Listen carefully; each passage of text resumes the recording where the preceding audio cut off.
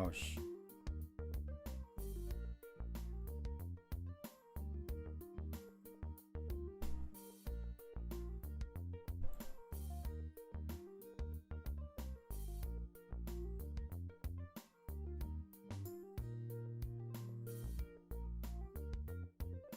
Ah, much better now. That's my bad.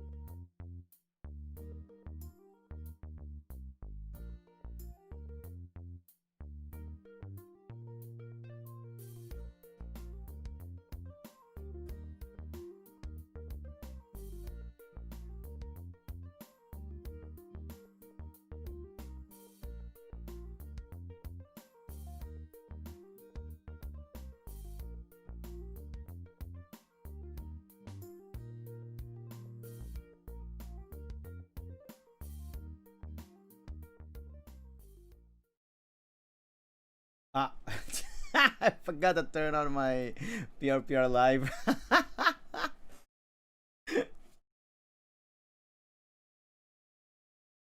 That's hilarious. Hold on. Let me just get this one.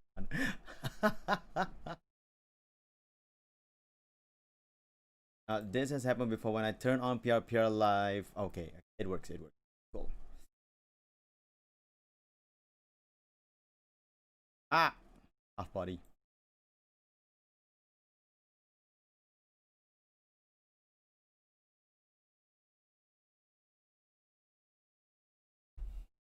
Okay. um, hold on. I forgot that we don't have that in here.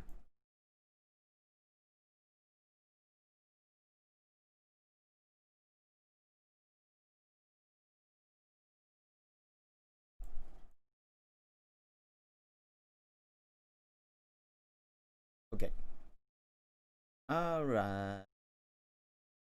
Yeah, I'm just gonna crash all the references for a while. Okay.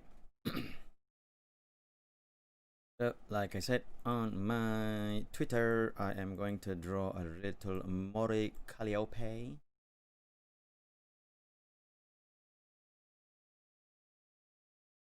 Oh yeah, let me just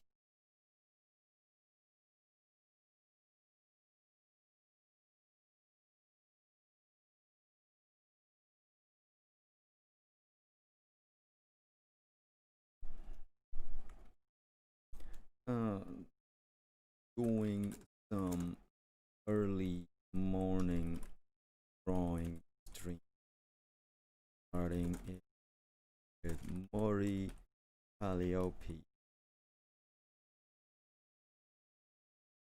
No real other reason for me to draw Mori Calliope other than the fact that I've always liked her design when she was, and I just want to draw her. Let me get some Mori Calliope references. I just remember that I haven't downloaded any of references on or her.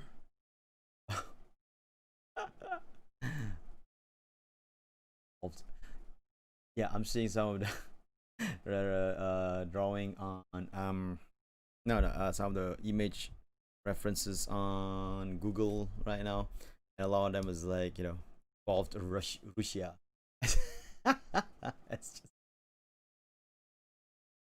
how is there no full body? I mean, should be. Guess this works. All right, I'll accept this one.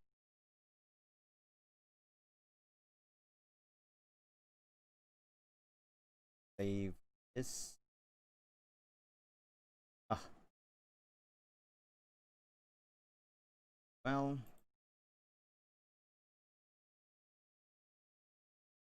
All right. So now I'm going to open the reference up. Oh god damn it! Is it WEP? The WebP? It is. Dang it! What is this WebP file?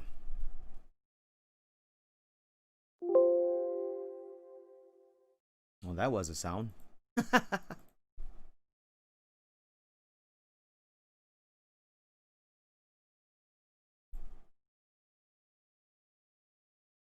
Like what? Web picture?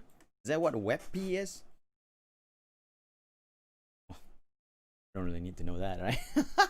now that I'm listening to myself saying WebP, that oh yeah, yeah. I'm sorry.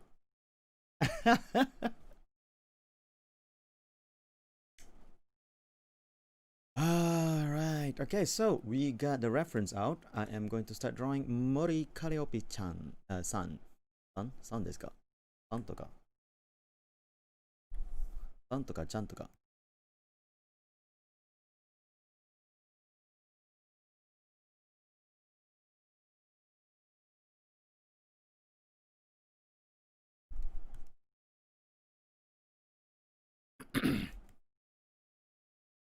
I also want to try out a different kind of shading, thanks to a brush that I just got from, downloaded by,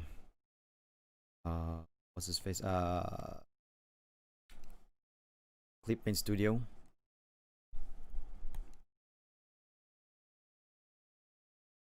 Of course, it's gonna be slightly faster than when I usually do my soft shading style drawing.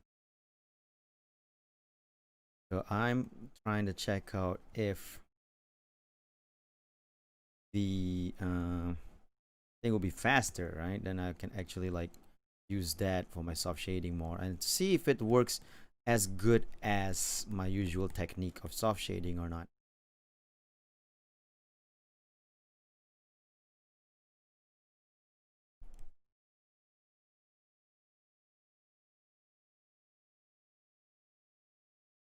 And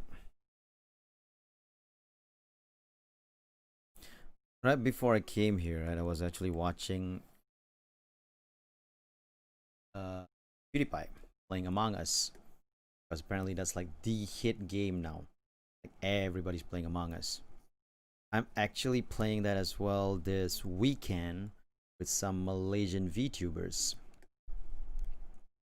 It's gonna be my first ever game of Among Us. I've had it for months already because Rinri asked me like to get it, and I was like, yeah, sure.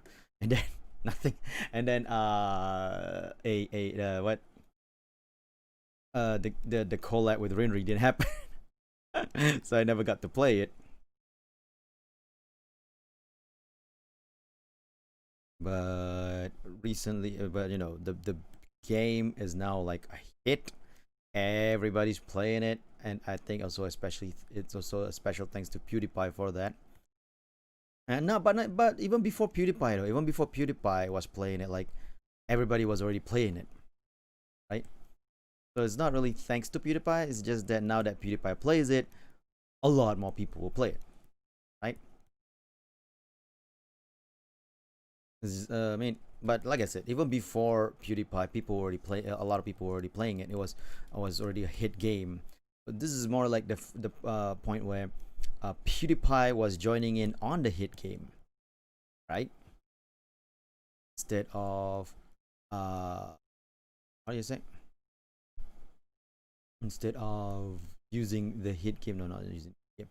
Instead of making a game a hit game because he played it. But anyway, I was watching PewDiePie playing it. Apparently, he was playing it with Pokimane, Jacksepticeye, and some other Twitch streamers. As usual, it was a fun stream because, you know, Among Us is just a fun game to watch. Among Us is a fun game to watch. Not that it's a fun, like, ooh, super fun game. I mean, it is. It is to play as well. But sometimes I feel like those who die first, they're kind of on the short end of the game stick. I mean, sure, they can do tasks after that, but then people can't hear them. Their contribution is just from the tasks. So it's like you can, you know, if they were to chat inside chat as well, people can't read it. So those they're not in the interactive section anymore when they die, right? Which is fine. That's how the game is.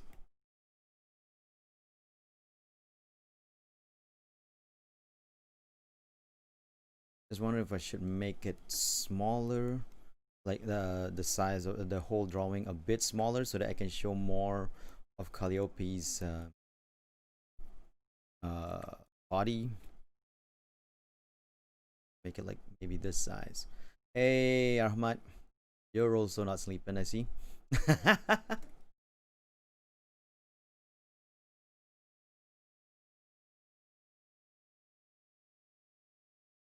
I'll make it this size, then we can actually more of her waist as well.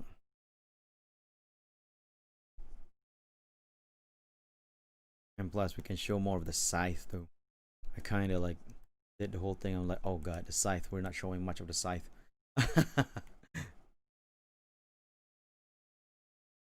Oh no. Oh, I just saw that her scythe design is one of those like super elaborate one with a lot of stuff on it. Okay. So we can't just do it like this. It sort of have to be and other things around it as well. Just woke up. Hey, Lapusel, welcome.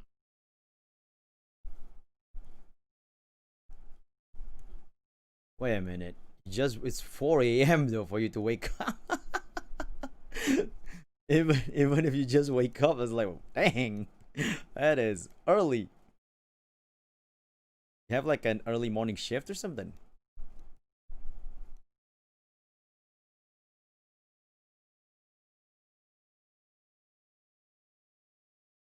Her scythe is more elaborate than I thought it was, so we have to actually like put some more details in it. Okay, cool. All right.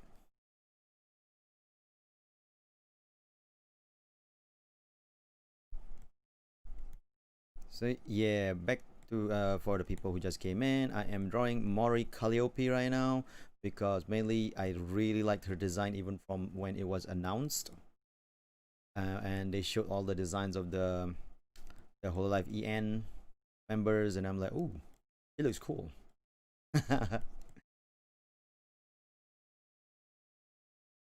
Hey, time zones go brrr. Yeah, it's like we're 12 hours apart. You're probably in like the EST side then, Alex.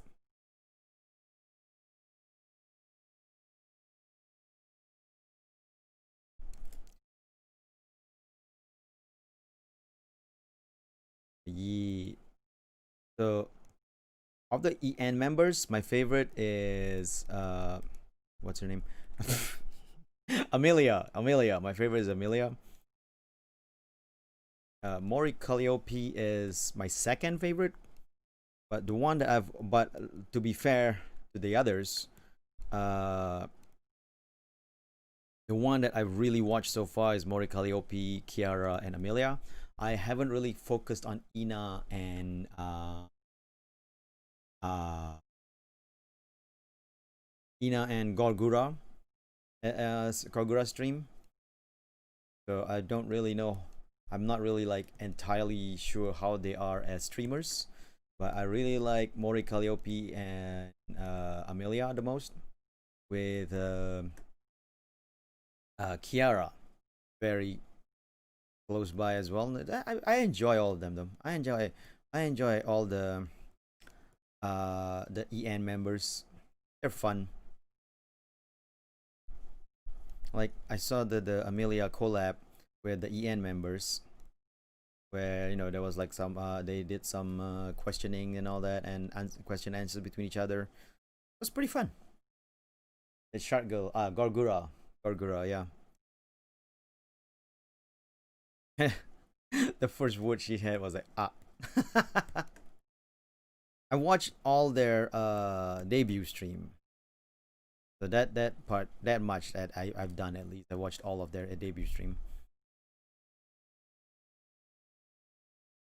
You know what? Instead of looking that way, I'll have a look towards the camera. Give it like this okawaii koto feel to it.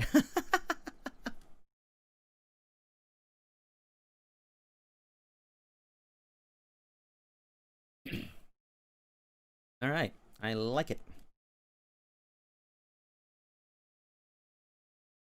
So I wanna do thin kind of lines, right? I don't want to draw like usually I would use like thick lines for the outlines, but now I want to try out thin lines and see how this turns out, because I've never really done thin lines before as in my drawings. I always do like super thick lines because I love thick lines.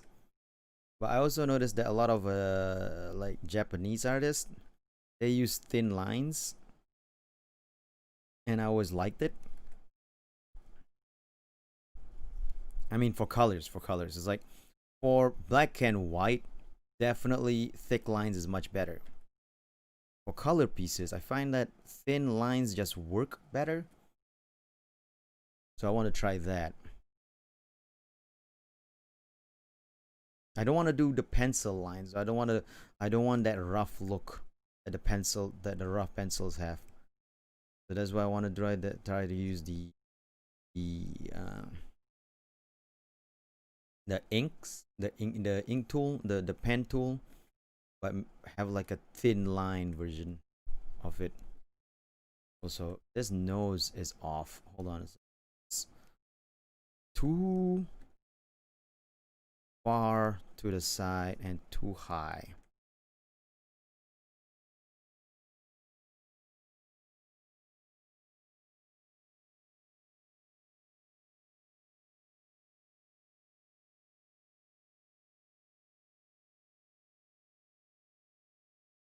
All right, looks nice.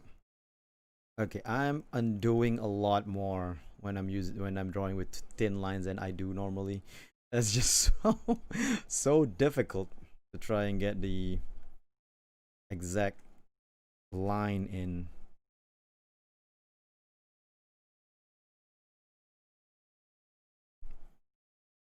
So by the way, this isn't exactly official my first drawing of them, because I drew them for the Passpart 2 stream. Drawing Cali, yep. I drew them for the Passepartout stream that I had a couple of days ago. So this would be, but this is, I guess, semi-official. Well, my more actual fan art of a Hololive EN member.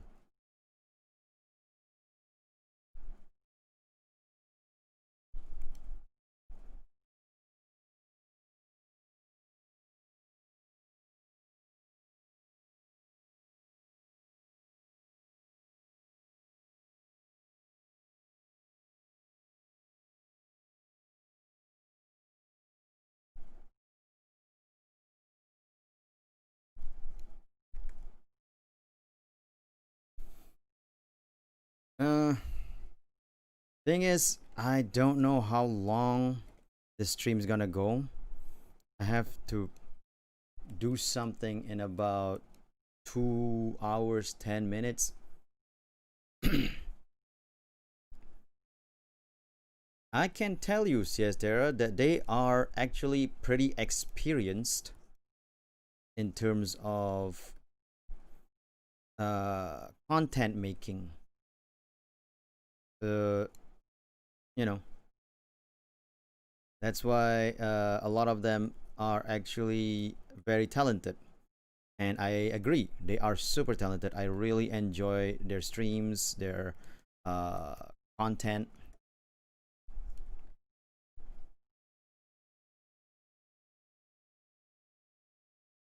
This is okay. Like I said, I've never really drawn lines this thin before in my drawing. I always go for thick lines because I'm a comic artist, right? And in comics, usually I draw black and white, so I tend to concentrate more on the line weight being apparent. But on color pieces, I notice making thin lines would make the artwork look much better. So this is my first time. I want to try out the thin line style of drawing, but it is difficult.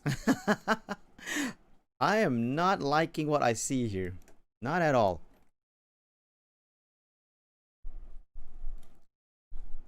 I am not liking what I see here. What I've come up with. I mean, not. It's like, ugh. Proportions are off. Like, I'm better than this.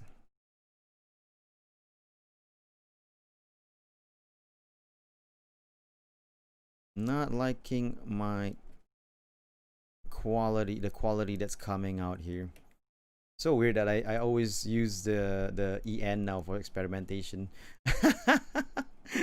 Experimental drawings. Like I did with the Passepartout stream and drawing the EN members in Passepartout. That was also like using a new technique in Passepartout that I found out about, so I want to try it out. So I was sort of like experimenting with the drawings in Passepartout, but it was still a Passepartout drawing, and those are difficult to actually make a proper drawing from.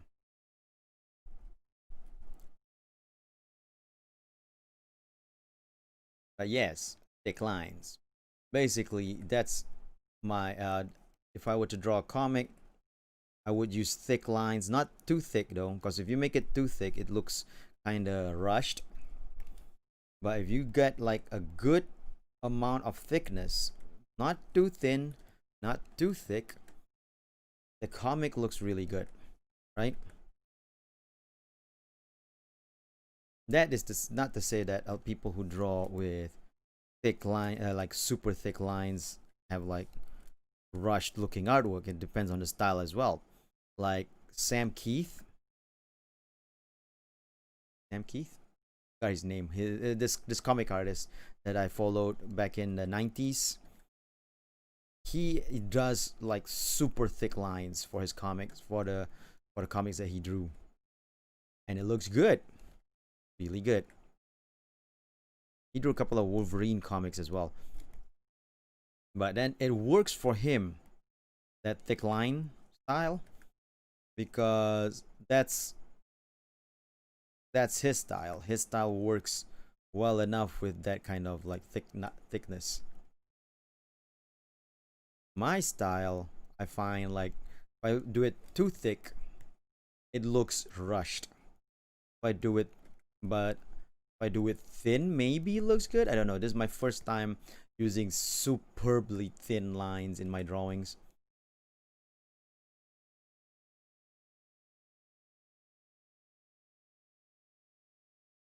I've never really drawn with a line weight this thin on my on the full drawing.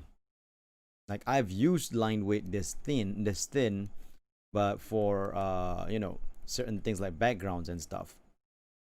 But this is actually for the drawing itself. I hope it looks good. That's the only thing I can think of.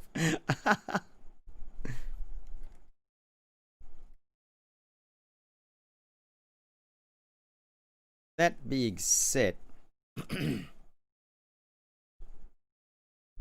Hololive Voodoo comic where Wolverine has scuff ass arms.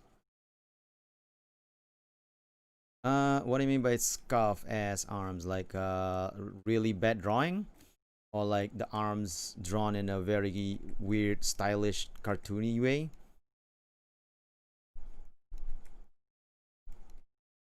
Or Sam Keith had that style as well. That very weird looking cartoony way, but it looks good. He had short arms? Not so sure. Oh, god damn it. Sorry. Hit my my microphone by mistake. Let me see. Okay, Sam Keith does fat arms on Wolverine, not short arms. Yeah, he drew fat arms. And a little bit on the short side, I guess, as well. I guess, but more fat than short. I guess it's proportionally there in terms of the length, but pretty fat looking arms, but muscle.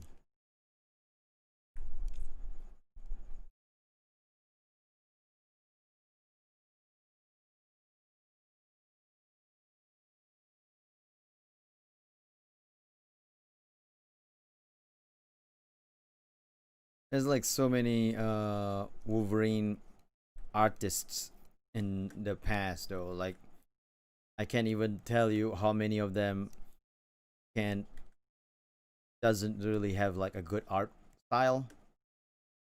Wait, what?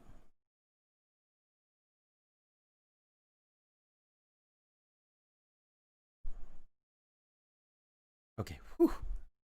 My my what do you call this? My tablet lost power for a bit just now. Just a little bit.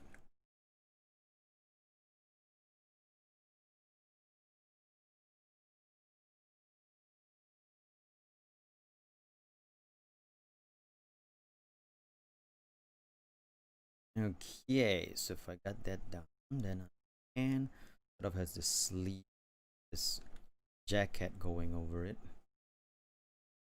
That I guess.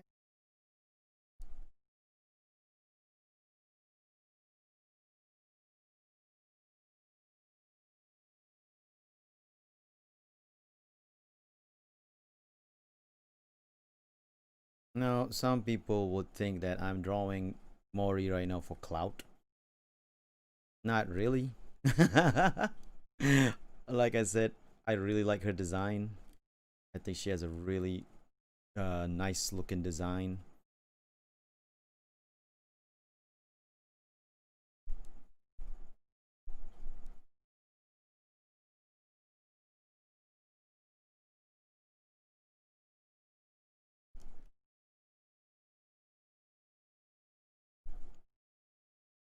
So yeah, okay. So she has teeth on her collar.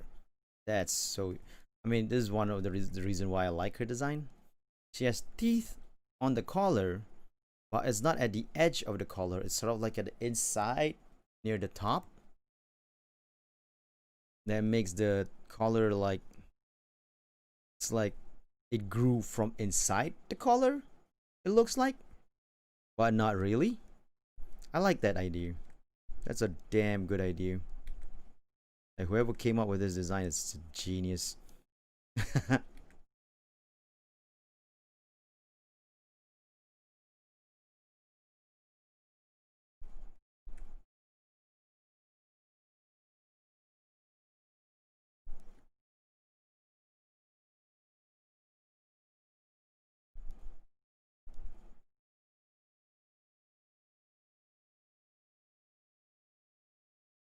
You know, I was, yeah, she does. I was giving Kai grief for using too much layers, but it does make it easier to do fixes like this when you have a lot of layers.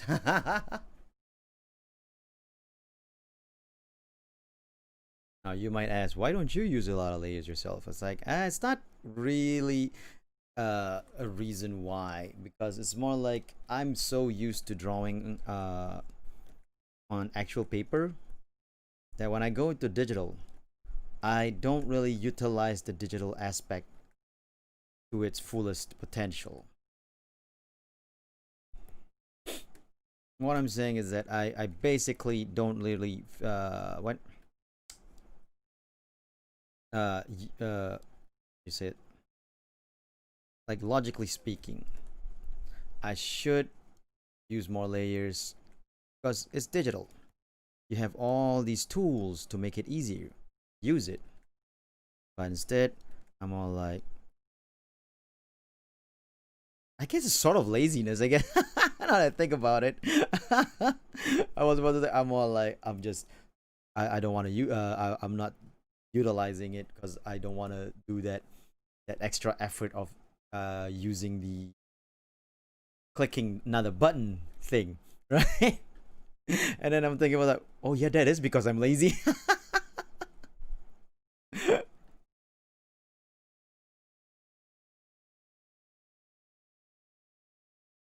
But now that I think about it, I guess it is laziness that the reason why I'm not using the layers and all that.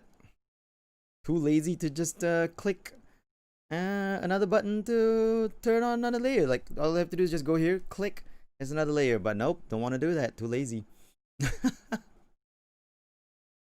Yeah, I mean, yeah, I guess drawing analog is simpler because it's like you have one paper in front of you, right?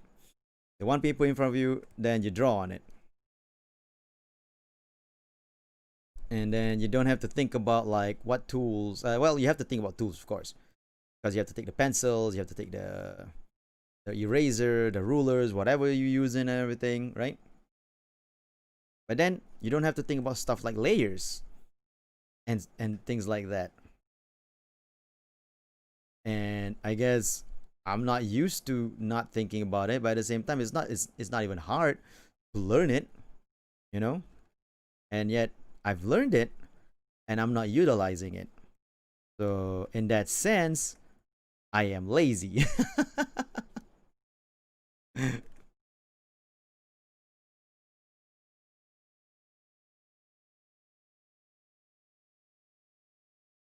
Man, drawing with thin lines is hard. Like, damn. How do people get used to this? This is so hard. Like, I'm like thinking like, ugh, can I just make a little bit thickness here? Can I just raise? No, no, no. Maintain. You are experimenting. You want to try out a new technique. Want to see how it looks in the end. So, maintain. But it is hard.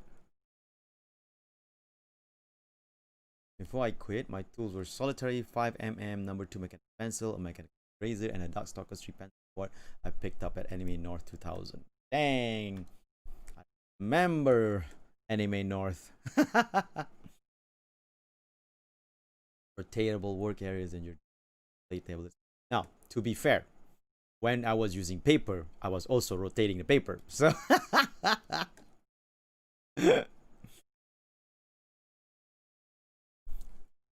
It's like rotating paper as I was drawing is a normal thing for me. Just to be fair.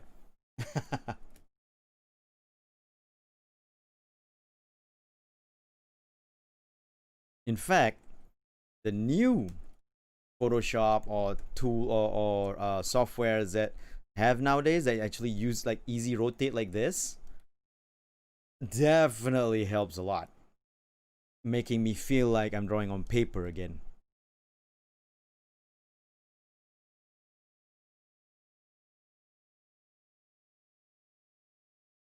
Because remember old Photoshop, it didn't really have those easy rotate. They have like a 90-degree rotate or something like that, but not like this, right? Do a thicker line than this. Size 10 all the time. Oh yeah, I usually use 15 to 20 for all the I think the doodle streams. I used about 25 and 30.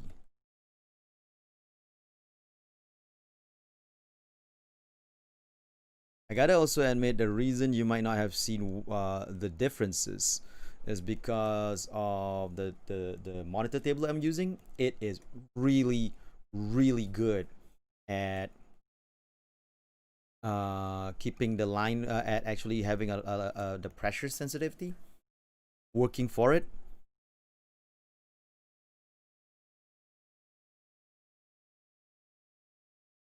Realize something. Hold on a second. Gotta go here. This needs to be longer due to the size.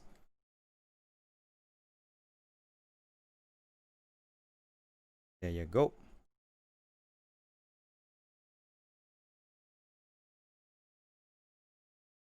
Due to the size involved. Let's just say it that way.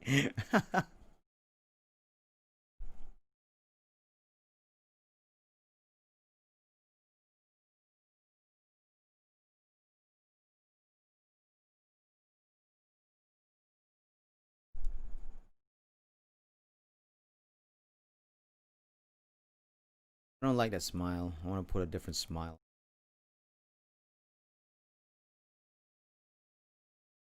There you go. Much more smuggy smile. Hey, Salt. Welcome back. So actually, more like welcome because, you know, this is a new stream after all. But, you know, you were there during my Just Chatting stream. So, hey, welcome back.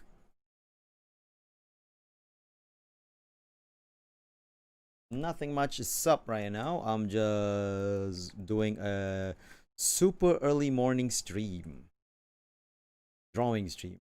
Now I was thinking maybe if I can, I'll draw a couple of drawings.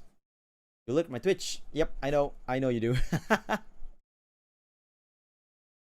But I haven't done any Twitch stuff for a very long while.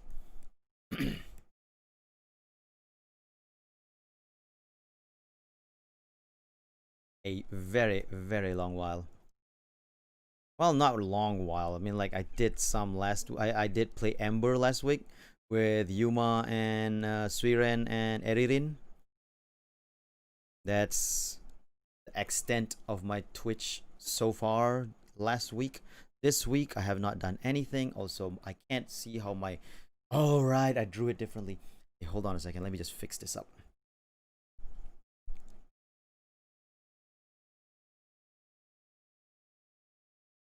I drew it slightly different. Ah, saving. Whoa, that's dark. Sorry. Slightly differently than what I originally planned, but now I have a different idea of how she will hold on to the scythe.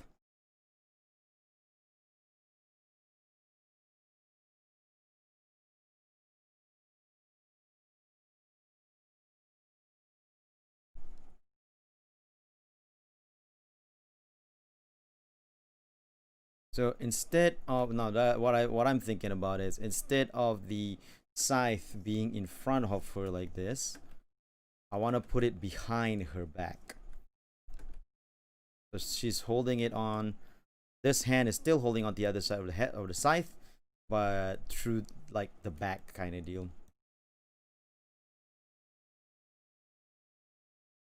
Now I did digital thinking. I used to use the Bezier line tool and manually vary the weight line curves. Though, like I said, this Yenova MSP 19U that I'm using. Wait, citizen? Can't read. Ah, too late. I had a different screen. How was it? Ariman. Okay, Ariman. Thank you for becoming a citizen. I had a different window on. My bad on that one. Oh, shoot. I'm sorry, you guys. I forgot to put on some music for you guys.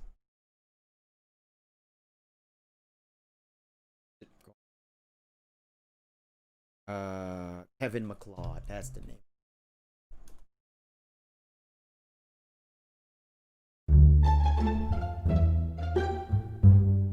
Let me just shuffle it up. Also, it's very loud. Hold on, let me just for it.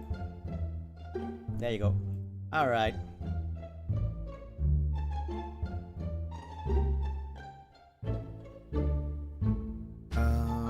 This hand is small in comparison to her head. Proportionally speaking, it's too small.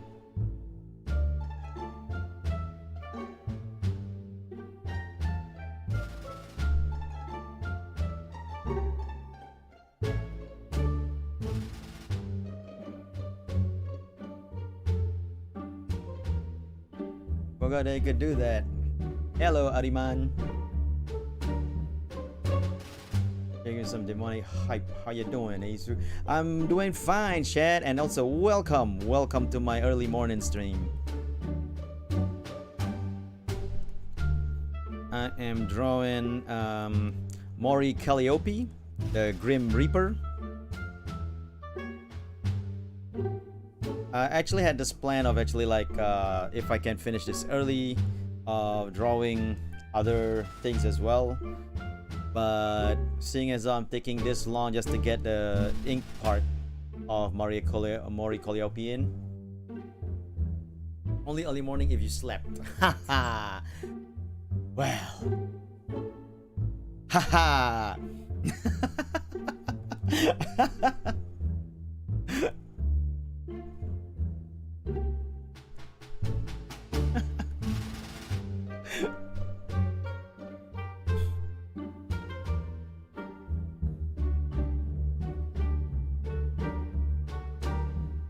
Yeah, I was actually like, funny enough, okay, I was talking about, I was watching PewDiePie playing Among Us earlier. He was playing with Jacksepticeye, Pokimane. I don't think Cinnamon Toast Ken was there, but anyway, wow, this is loud, what the heck.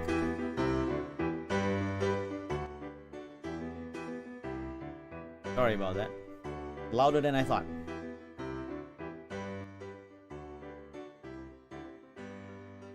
Anyway, Pokimane and some other people, right?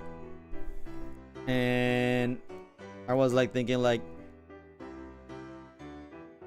I was talking about how I bought the game when Rinri asked me to, because she says she wants to play Among Us with me. This was months ago.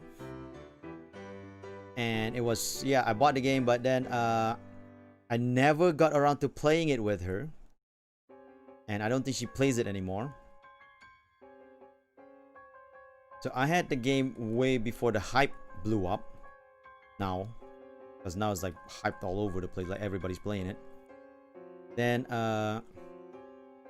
you all got the game back then, right? Hey, Clone BR Wars, welcome to the stream. So yeah, what was it? Okay, but I never got around to playing it or setting a game up off it, right? And I was like watching PewDiePie play it. I'm like, yeah, I would like to get a game of this going on. But but then months ago, or not months ago, a couple of days ago, I was thinking like I want to try to set one up, right?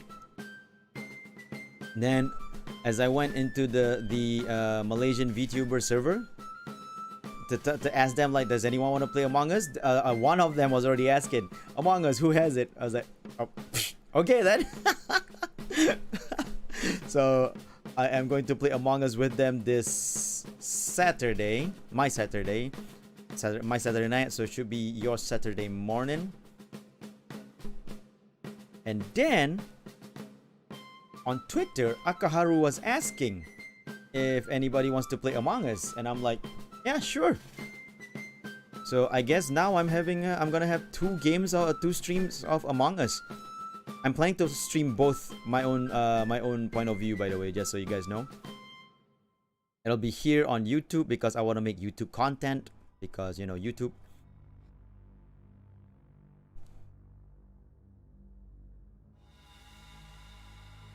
I will make Twitch content in the future, but I'm so close to 1,000 subs on YouTube, so I kind of want to get it there. I kind of want to get my subscription numbers on YouTube to 1,000. So that's why I'm like, let's do it. That's why I've been streaming on YouTube more than on Twitch these days. I'm so close to getting it to 1,000.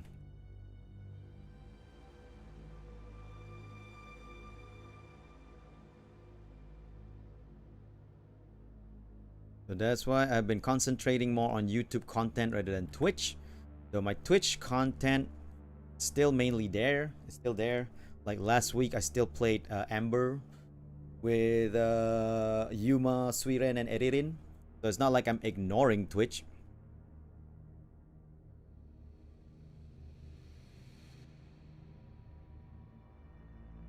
Only 48 away from 1K. Right? Exactly. Devil May Cry 5 Special Edition got announced. Oh, nice. Wait, what does the Special Edition entail? Does it have more multiplayer maps?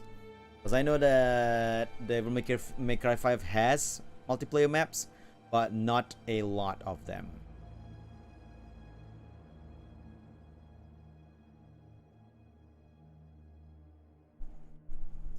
Also, the thing is, I've played Devil May Cry 1, 2, and 3 back when it first came out, but never got around to playing 4, right? So I'm a bit on the, how to say,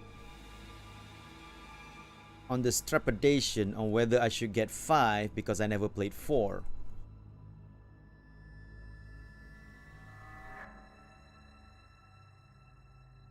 Virgil Turbo mode, a mode that adds metric hackathon of to many enemies.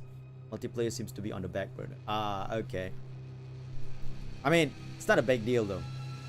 Devil May Cry isn't exactly what you'd call a multiplayer. Multiplayer is not a needed aspect of Devil May Cry.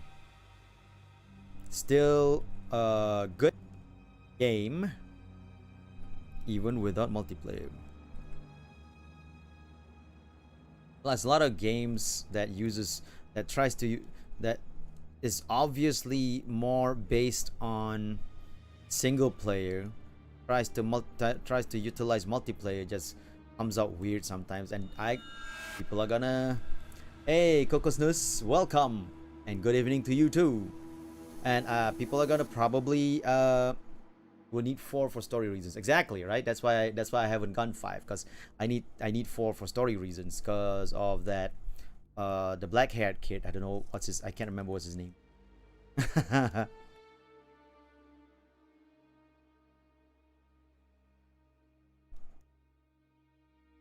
Like, okay, people are gonna sort of like disagree with me on this, but I feel like Dark Souls was not was one of those games not optimized for multiplayer.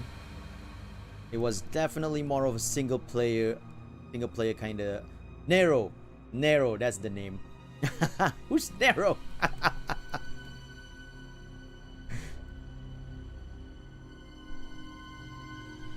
So yeah, Dark Souls, though you can sort of multiplayer it with the ghost thingy, it's not optimized for multiplayer. So it adds a little bit to it, I guess, to the game having multiplayers in Dark Souls, but I feel like Dark Souls multiplayer, the whole ghost thingy, just you know, you don't need it. There's no need to implement that.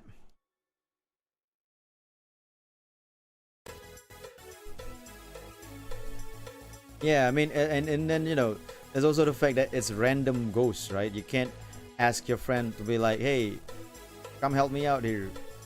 Oh, did they fix that? Did they already fix that? Because when I first played Dark Souls, the whole the ghost helping out thing wasn't really what you'd call like you can have a friend help you out easily thing.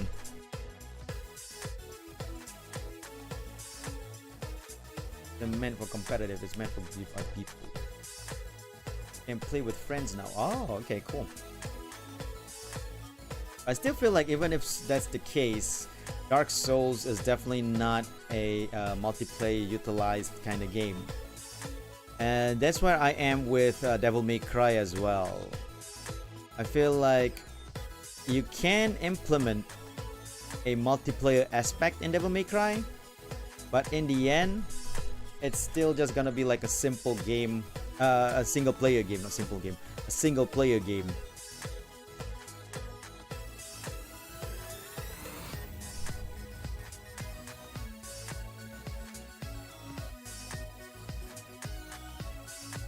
You can play with friends, you just need a password. You can set a password for Dark Souls. Yeah, Dark Souls 3, right. Okay, I've never tried the multiplayer in Dark Souls 3 because of my, because of the whole random experience of Dark Souls 2 and Dark Souls 1. So that's why I don't really know about about the availability of setting up the password for Dark Souls 3. That, and also the fact I still have not finished Dark Souls 3.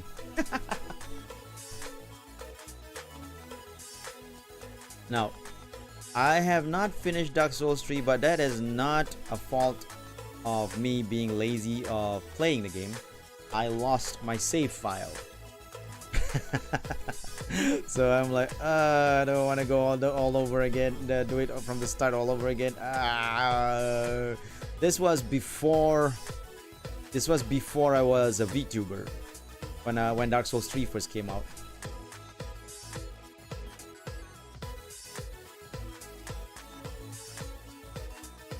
It's more of a save file corrupted thing, so I'm like, yeah, dang it.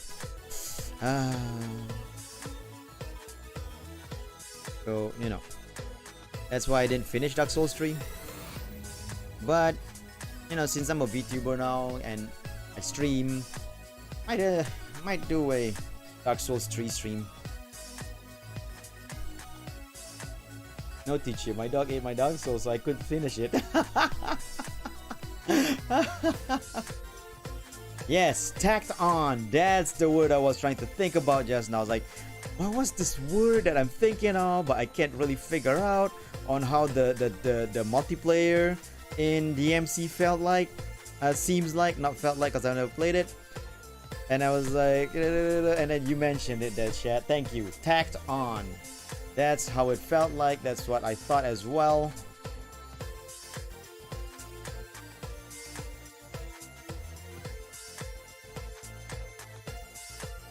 So, the DMC multiplayer is not really needed. I'm just wondering, like, if the deluxe version does more multiplayer maps.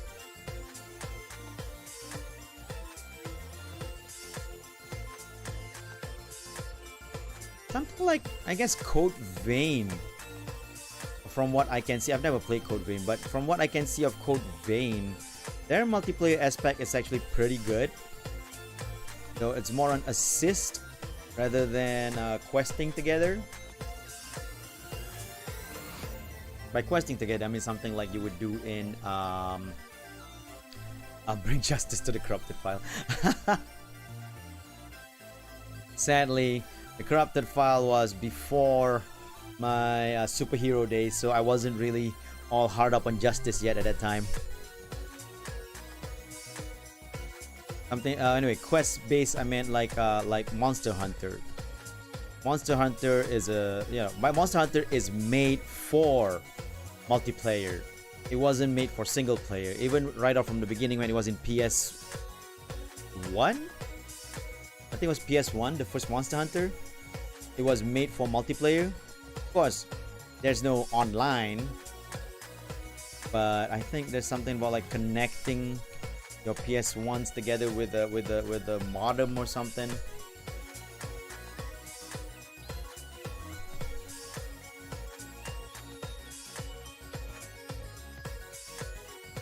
But Monster Hunter really picked up when it goes to the PSP, when it went to the PSP and ad hoc playing was available.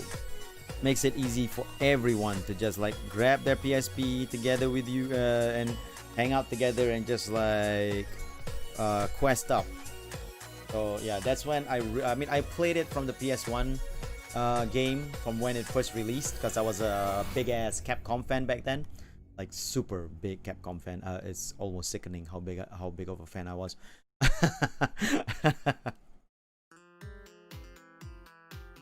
And so I bought Monster Hunter because I was just a Capcom fan.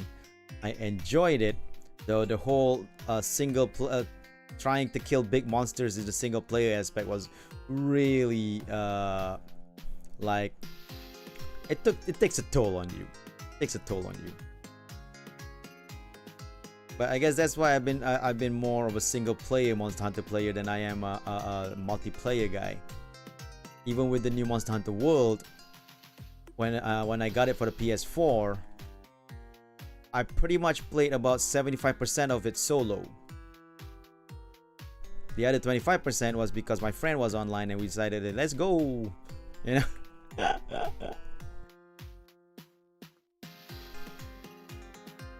Get commissions to keep you busy, it seems, a little bit here and there. Not commissions, it's my day job that's keeping me busy. So I've been limiting the commissions I'm taking because of that.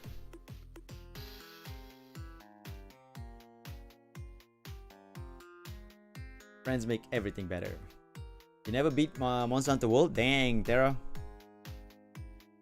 I actually beat Monster Hunter World, the not Iceborne, on the PS4, and this was like years ago, back in 2017.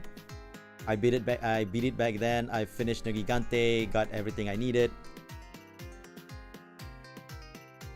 And then, you know, there was a Kulvataroth event that I went into and you know, enjoyed very much.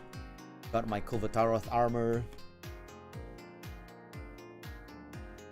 I didn't do I mean, as much as I finished the main story of MHW, I did not finish off the Tempered Nergigante. The one that's like, if you finish that, then you really completed 100% of MHW. So I managed to finish like the normal MHW scene, but not the main scene. Also, why is this music so perfect for this?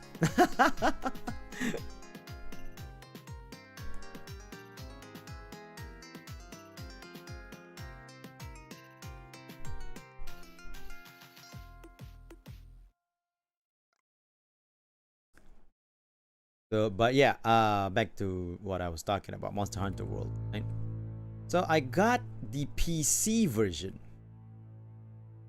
Not recently, quite a while ago. I got the PC version when a lot of Vita, when I saw Yui and Pending and Momiji and Moe playing it. I was like, oh, okay, cool. So I got it so that I can play with them. Never did.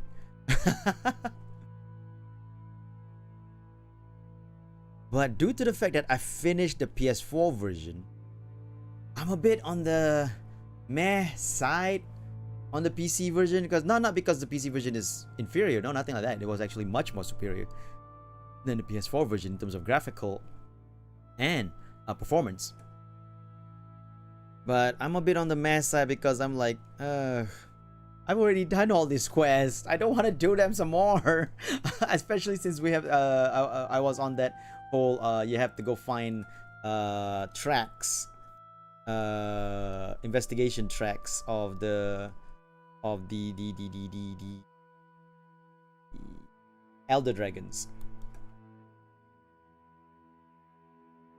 And I'm like, and that's like one of the ones that I really didn't like back in the back in the when I was playing the PS4 version, right? Because it was like tedious. It's tedious. And so I'm like, I don't want to do this again. But you know what? You know what? I will go back to Monster Hunter one day.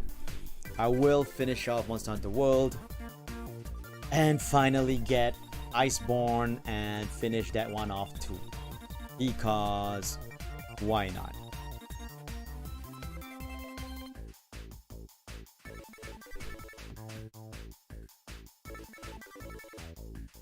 Okay, so from what I see, there's a little bit of an axe-like thing here that goes up to that wheel thingy up there.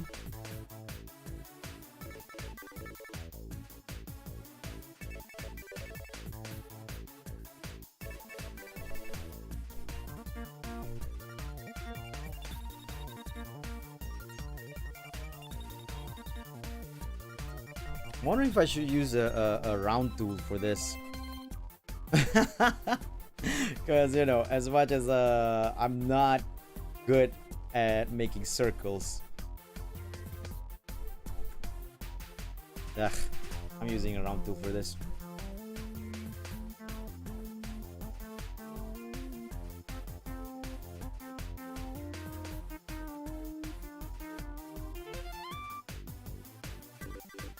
It won't be exactly round because it shouldn't be.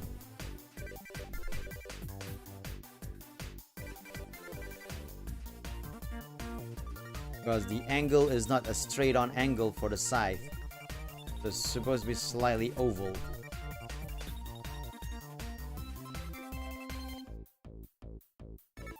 Alright, cool. Got that.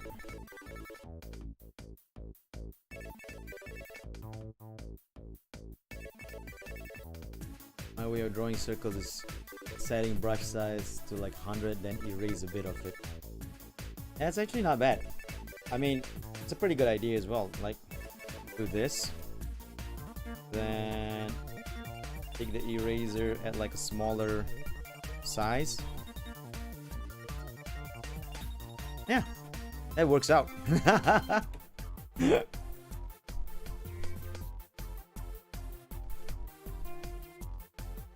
Dang it. Dang it. Size! Damn it, work with me.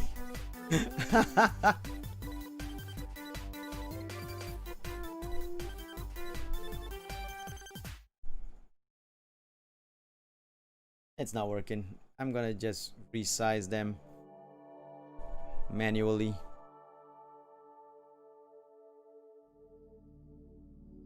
To have it fit the look.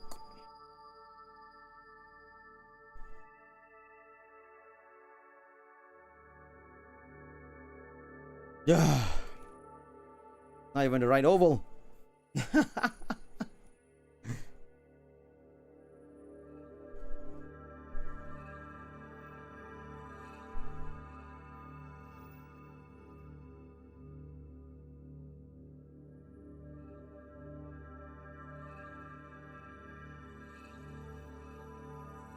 Hey, that looks nice. Now I'm just gonna cheat. I mean, I say cheat, but it's a tool that's already been given to me thanks to the program. So it's not really cheating per se. It is only utilizing what you got.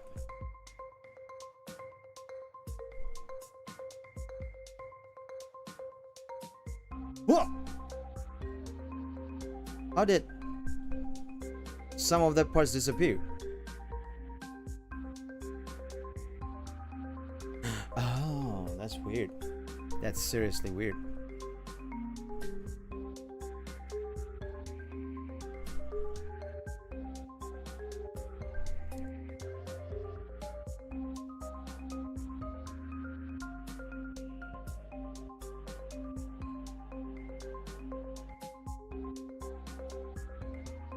Ta-da!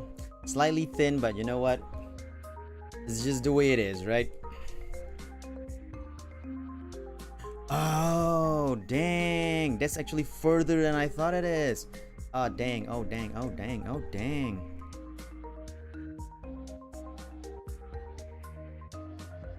It's X thingy. Oh, they'll have it on that size. It's actually much more like further down. I wish there's a clear view of the X so that I can really do this. So it's like this, like that.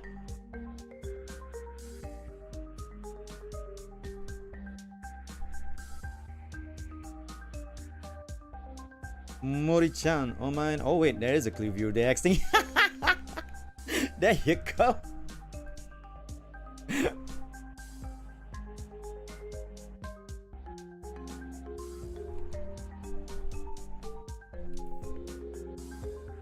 I actually had the what? The reference even.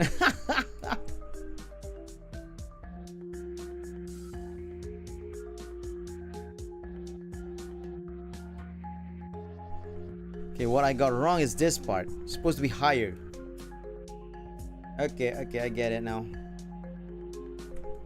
But one thing about putting this higher though, we don't see much of the scythe anymore because of that. Too bad.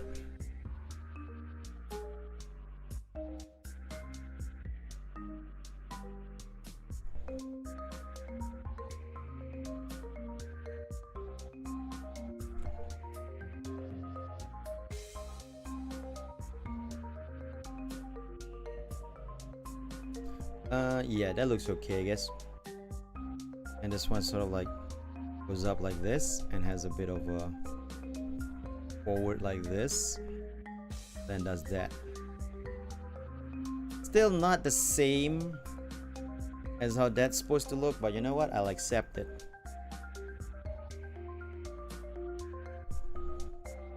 Using the circle as a guide, I can do that.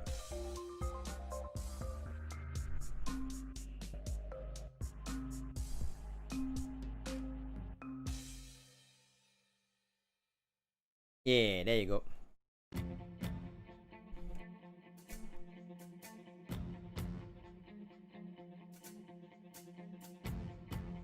Then we'll do the little spike thingy here.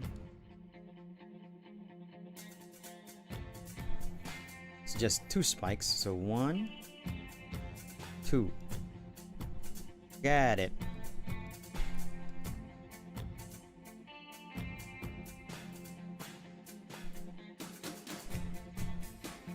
It is not going through her head, it is behind her head. Okay? Just so you guys know.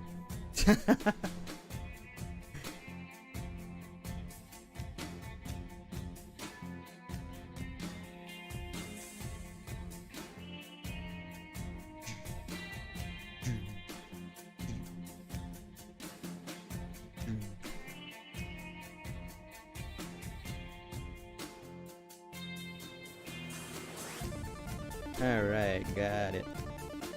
It looks good.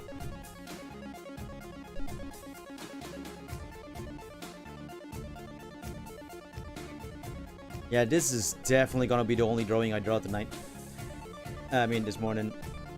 I thought I'd be able to draw multiple drawings, but doing it this thin line style is taking its own sweet time.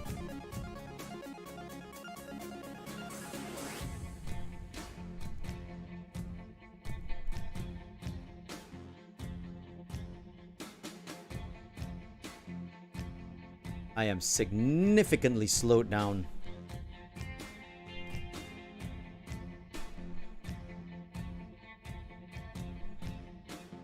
Hopefully the experiment I have with the coloring will actually speed it up. But I am slowed down in the inking aspect of this drawing right now because of how thin the lines are compared to my thick line drawings. But we're almost there though. We're almost done with the line art.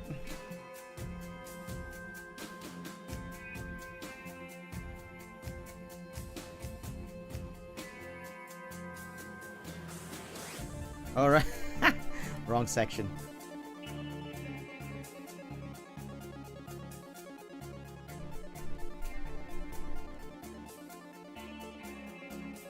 There you go.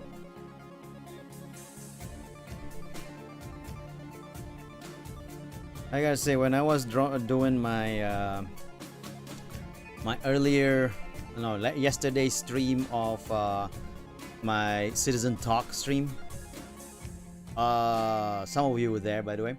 I the real reason I did that stream was because I have no idea what to do.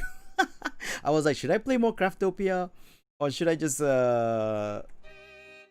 stream something else? I was like, I don't know if I should play more Craftopia. I kind of want different content as well. So it's like debating in my head over and over again. What should I do? What should I do? What should I do? Then I was like, oh, it's getting late. All right, I'll just like stream anything. So I just turned on my stream and I go like, let's have a chat.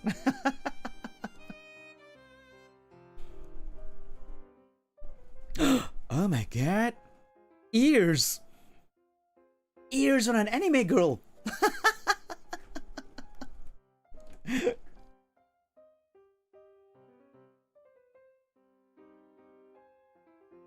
I'm guessing if she has ears, it would be around this section. That.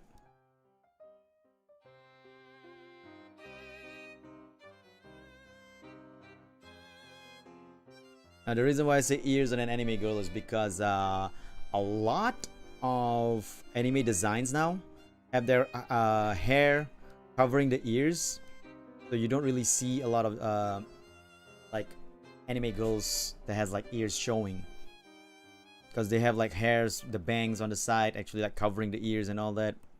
Totally cool. It works. I don't know if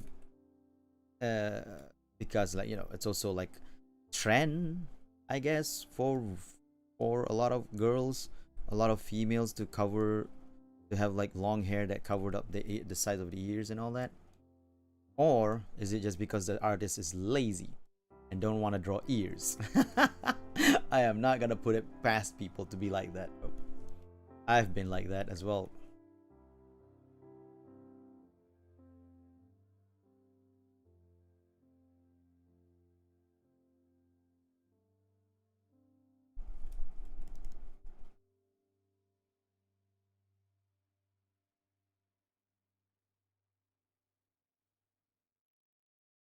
So yeah, so as I said on the Just Chatting stream that I did yesterday, some of you were there, some of you weren't. I'm probably gonna turn it into a weekly thing. I'll come up with a topic or something for me to talk with you guys about. So, you know, it'll be like a weekly free talk. Free talk is how they call it here in YouTube. Just Chatting is how they call it in on Twitch. So yeah, a weekly free talk with a citizen, and I'll call it Citizen Talk. There's also my weekly show, no, not weekly, my bi-weekly show on Twitch that I haven't actually done anything for, called Hero Talk, but that's a whole different show. What I don't get is when girls have cat ears and I know I was complaining about that to Rafunk, but he's all like, well, if they don't have human ears, it kind of looks weird. I'm like, yeah, but it looks weird when they have freaking 4 freaking ears.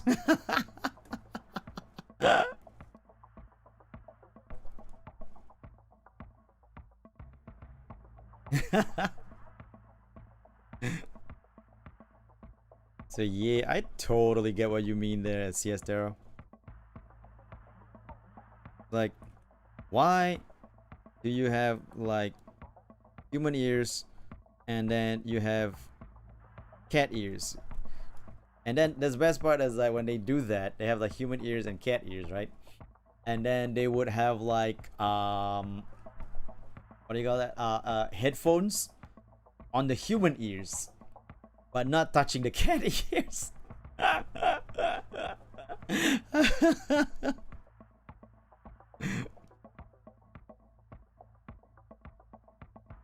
And then you go like, wait, can you hear anything on the headphones?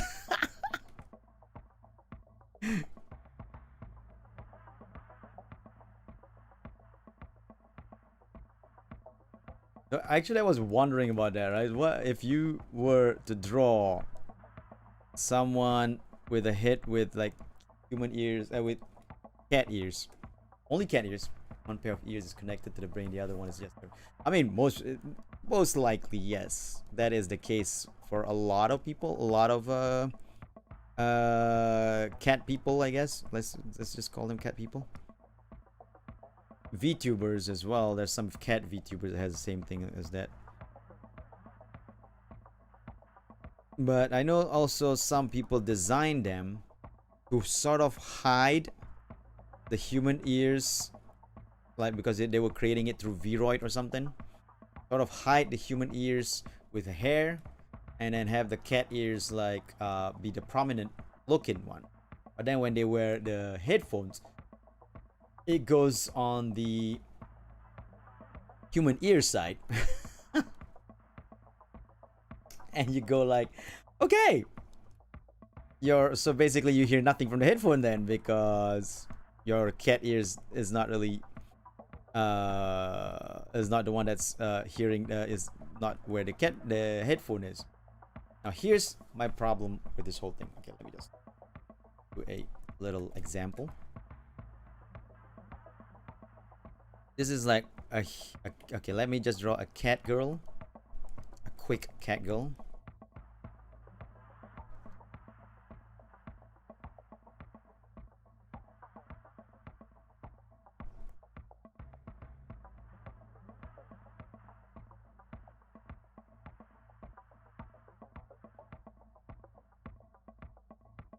Right?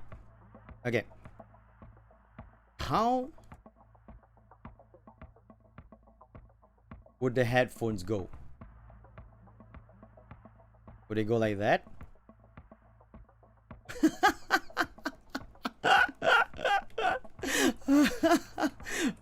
Or does it go like this? And then the headphones would be like, the thing would be behind the head like that? I know there's no headphones designed for cat ears yet. I mean, that's, you know, that's the whole reason why people would draw cat ears and they have like headphones go like this, because this is like the typical headphone style that people like to watch, right? But now I'm actually like honestly asking, in-ear headphones like that, like an AirPod thingy, yeah, yeah, that would work. Then I know a lot of people like to do this headphones when they draw their cat girls or whatever wearing headphones, because supposedly it looks cooler, right? I mean, it does look cooler, headphones like that. I have a headphone like this as well, over the in-ear plugs, on over earplug. So it does look cooler, but at the same time, like, okay, let's try to debate this. Let's try to come up with something that will look good, but also has that kind of like headphone aesthetics. Oh, I still hell out of me when I say it. I'm sorry. Okay, because a cat ear is like that, you know, sort of like to the front. This is a cat. Cat ears are sort of like to the front, but also to the side. While a human ear is like this. It stays like it's more to the side, and that's why you can wear a headphone like that. Right? Because human ear is not like front facing. Not to say that there's no humans with the front facing ears. There are some, but it's so soft that people don't mind squishing it with the headphone squish. But then that's why those earplugs exist as well, for people who kind of hate their ears being squished by headphones, you know. That aside, a cat ear is sort of like a 3/4 look. Like, this is a cat from the top. Hold on, let me just do something here. This is a cat ear from the top view. Their ears would be like this. the facing of the ears would be like that, right? So if you were to put a headphone on a cat, it'd be like that. So weird much?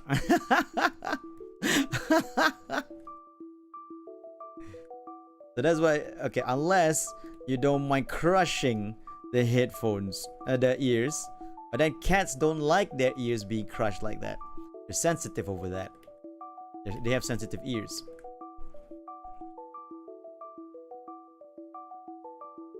I guess they can have something like this, and the thing goes underneath their head. So for a female cat girl, they were to have their headphones like this. It'll go underneath their head like this. So sort of like a helmet kind of deal.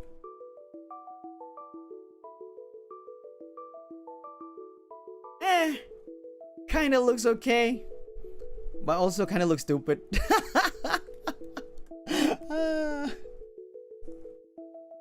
So that's a little slight excursion from the drawing, just to show you guys my thought process on the fact that cat ears and the four ears thingy.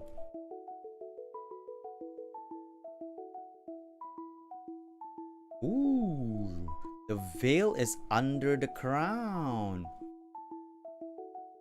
Now I get it. I always thought the veil was like over the crown, but it's actually under the crown. Or maybe the crown is where the veil base is, like that. Hold on, let me just draw the veil in a different layer so that we can do a recolor on the line art later.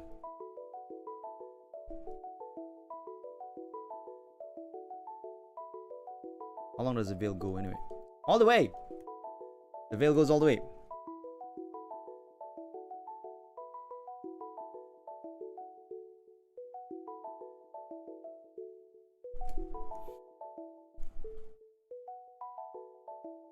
So it's like this.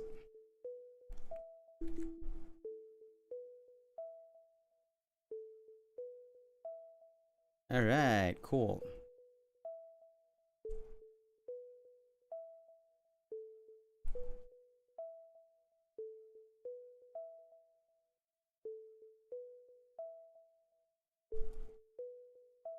There anything else on the collar might make it look slightly that I can put in as details? Nope, nothing else. Alright then, let's do our own detail. Maybe, ooh, I'll do like a little protrusion that you can see where the teeth comes out from.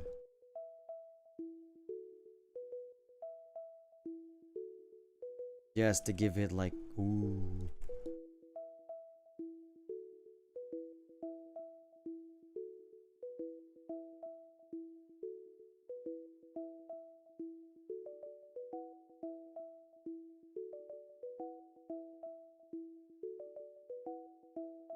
There you go. So, with that, I'll put a little bit of detail here just to show the folds of the cape.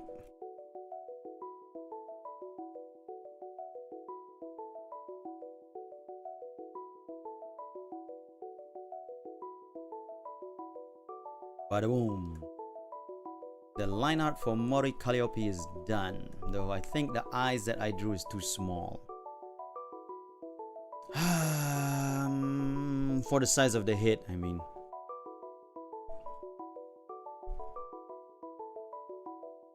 Oh, actually has a sort of middle lining there. Oh, I see. Okay, cool.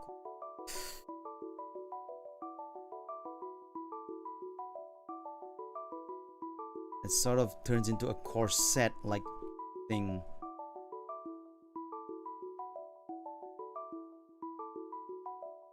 Here.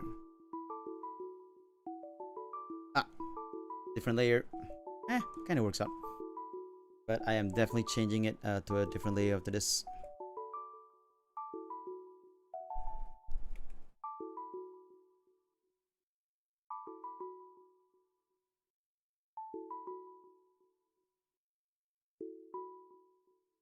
Okay, cool. So there's a little bit of lining here.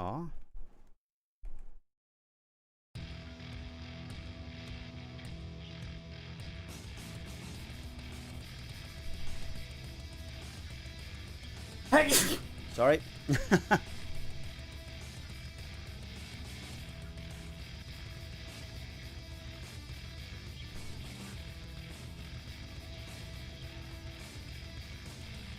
Thank you.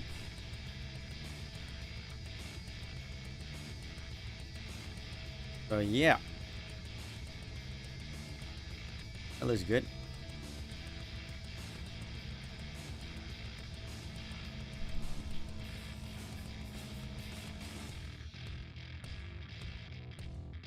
So like I said, I kind of feel like the eyes need to be bigger when I look at her design. Doesn't really have the small eyes that I gave her. Definitely not small eyes at all. So yeah, I am going to I have to do some adjustments to the hair drawings later.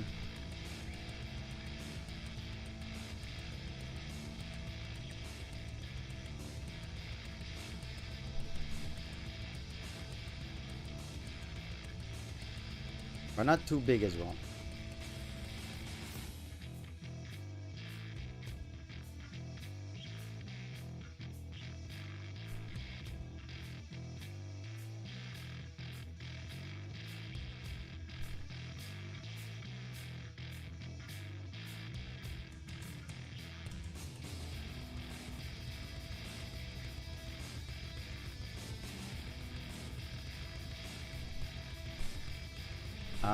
For digital drawings, you make things so much easier. It's like I won't be able to do that when if I were to draw this on paper.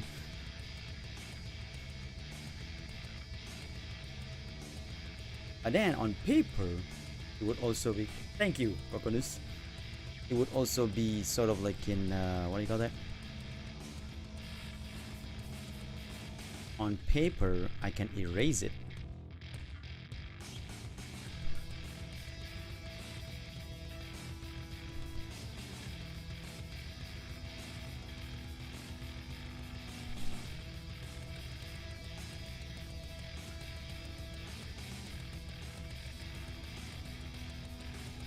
Okay, we got that done.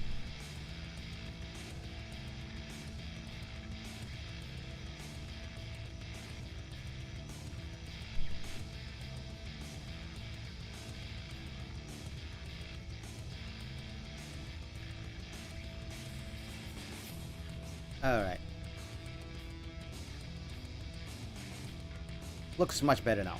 I embiggen her eyes. But yeah, that's the line art for Mori Calliope. My first time really drawing with a very thin line art, and well, not my first time. I've drawn with thin line arts before, but this is like truly like actually, because you know, I've drawn with thin line arts in real life, but not digitally. That's the thing. Never really done it digitally.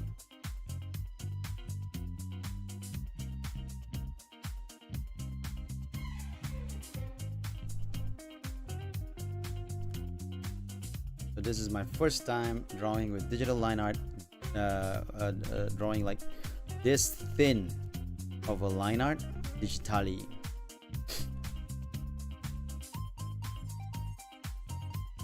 Will it look good? Will it look complete when done? I don't know. We'll find out next time on. No, actually, we'll find out right now. I'm finishing it up.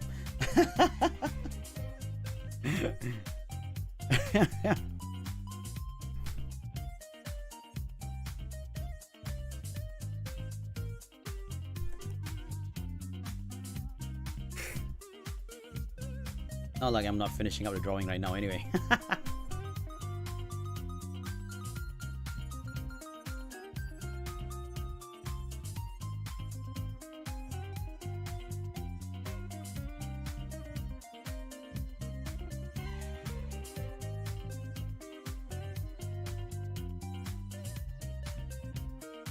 These are supposed to be under a see-through material, but I'll color it as well first, and then I'll color the see-through material above it. Oh no, I made a mistake with the see-through material. I should have done it in a different layer as well, because I'm gonna change the line art. I guess I don't have to. Yeah, I guess I don't have to with this one.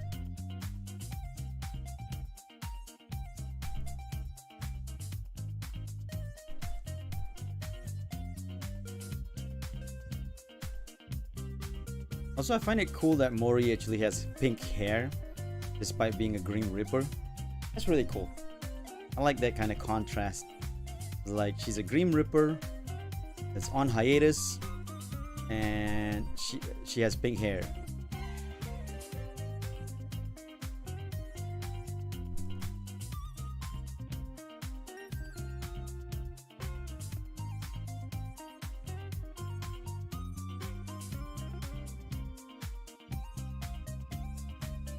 She is on hiatus, that's why you don't see her reaping lives.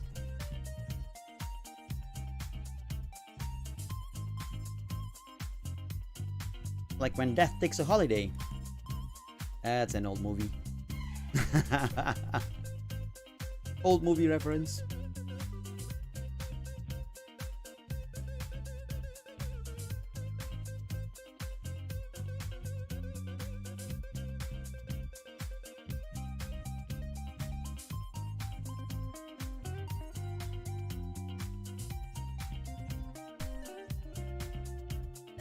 Nice mixture of cool and cute in her design. She does. She really does.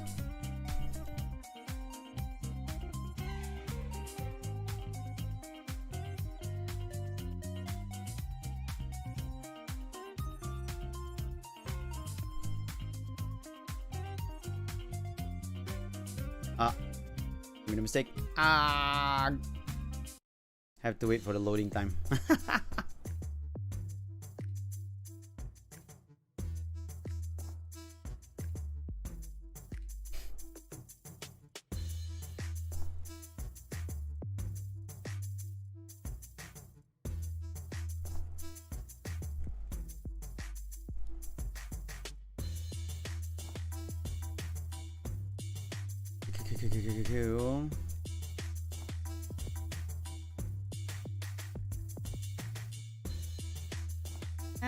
I guess it's not really that color.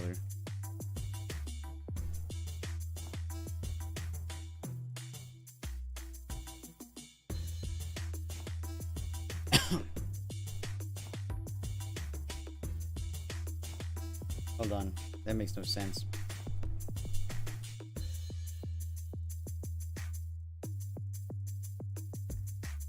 There you go, much better now.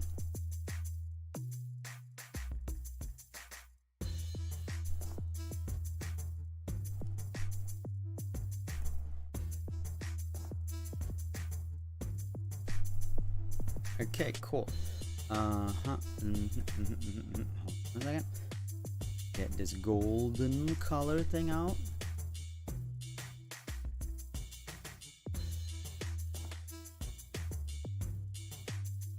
There you go.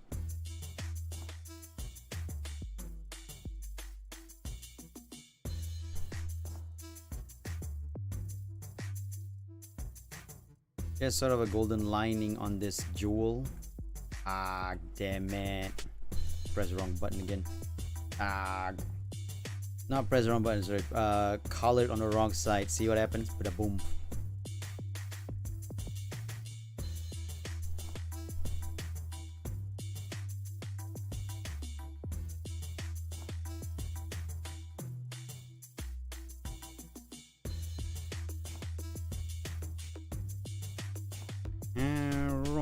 That's good. Okay, this is gonna be slightly oh no, I did not color, I did not erase that little scythe piece right there. There you go.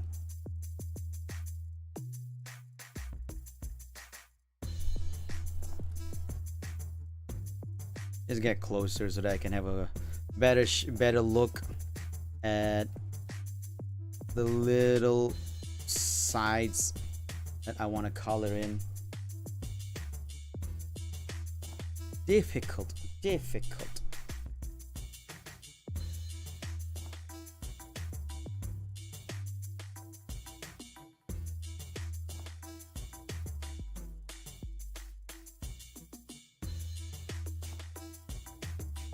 Good lord, there's so much like little pieces of drawing of line art that's like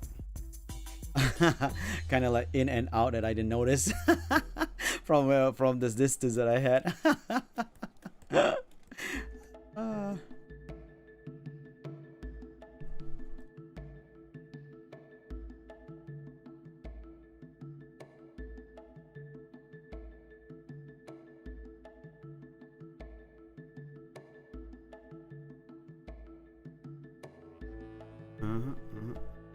Okay, no.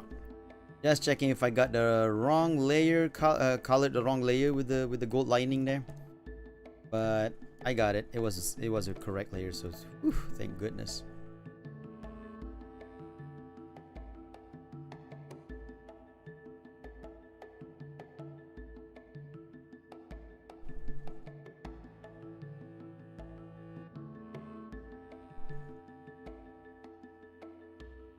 All right. She also has black nails, so I'm just gonna go full black on that. Then there's this reddish jewel. Then her scythe has a very brownish, purplish look to it.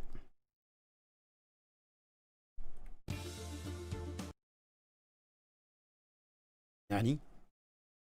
Nani?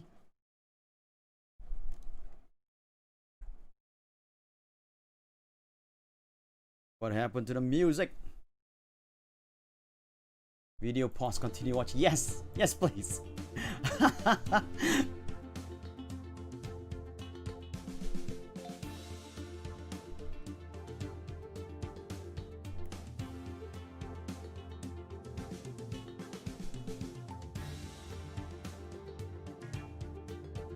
Okay, cool. Oh, damn it. There you go. All right.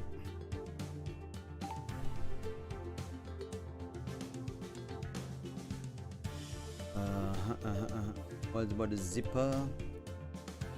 Small zipper is grayish.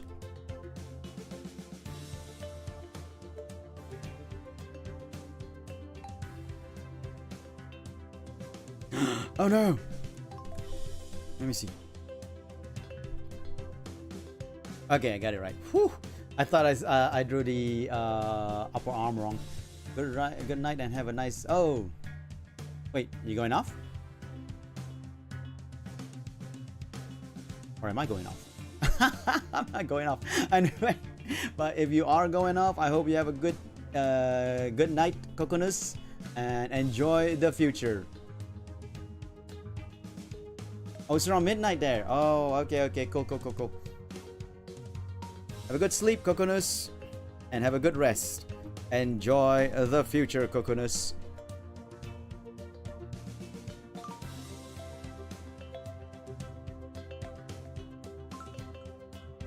Oh, sweet Lord Almighty. There's actually a little ornate design that I missed.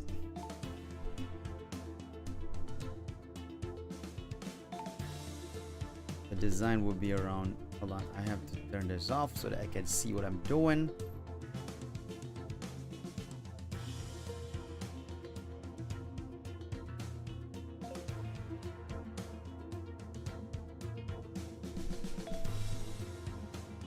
Around here. Yeah.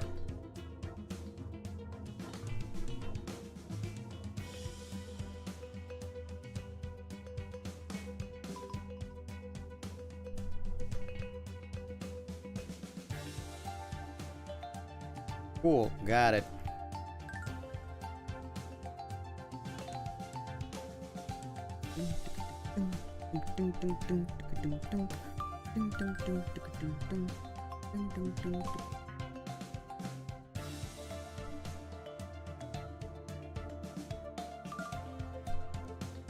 Sweet.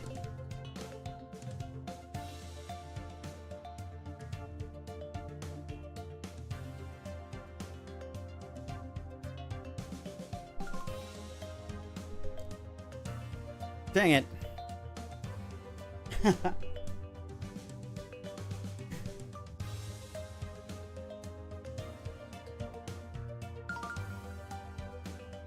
Alright, now it looks good. Okay, cool. Okay, the flat colors are semi-done. I'll accept this as done.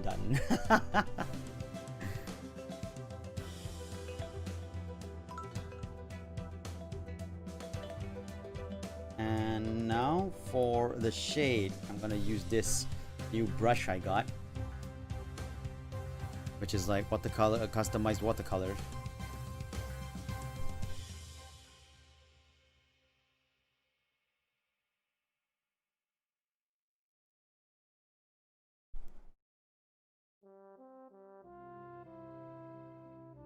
Actually, I want to try out this one first. Let's see what happens.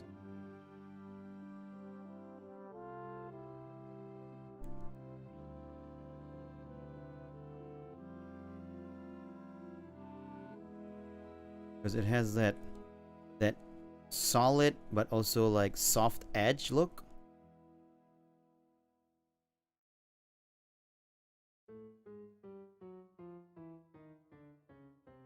Which I really like.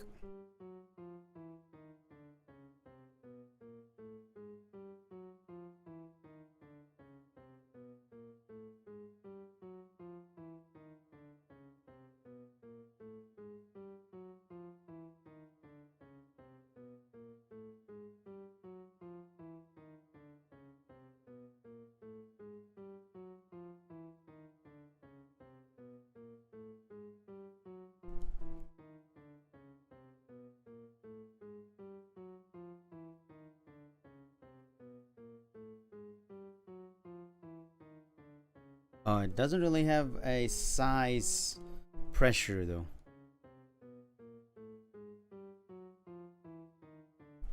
But it does good. It does good job.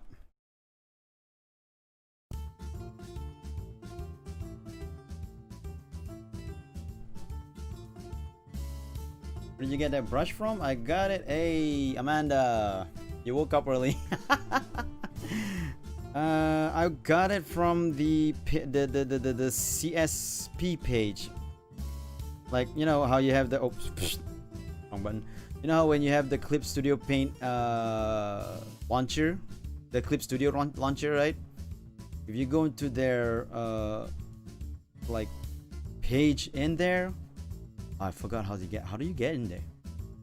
License option, activation code? No wait, paint? No wait. Where did I get? I don't know where I got it from.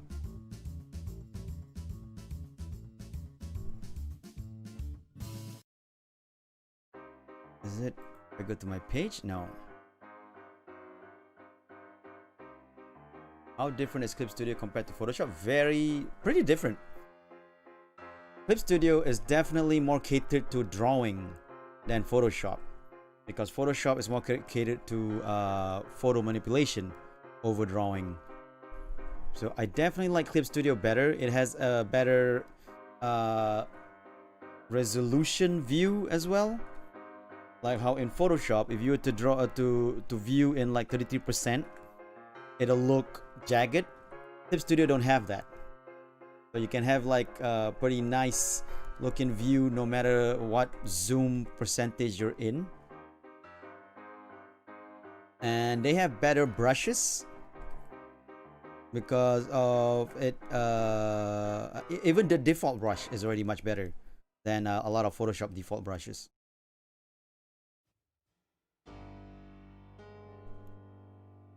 Actually using PS for pretty much everything. No, I mean, I used to do that as well. I used PS for everything back in the old days. Then I got Clip Studio Paint because it was on sale.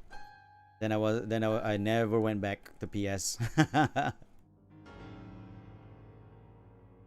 And when I got my new PC, I didn't even install PS anymore. My problem with that is that all of my old PSD files, I can't view it with what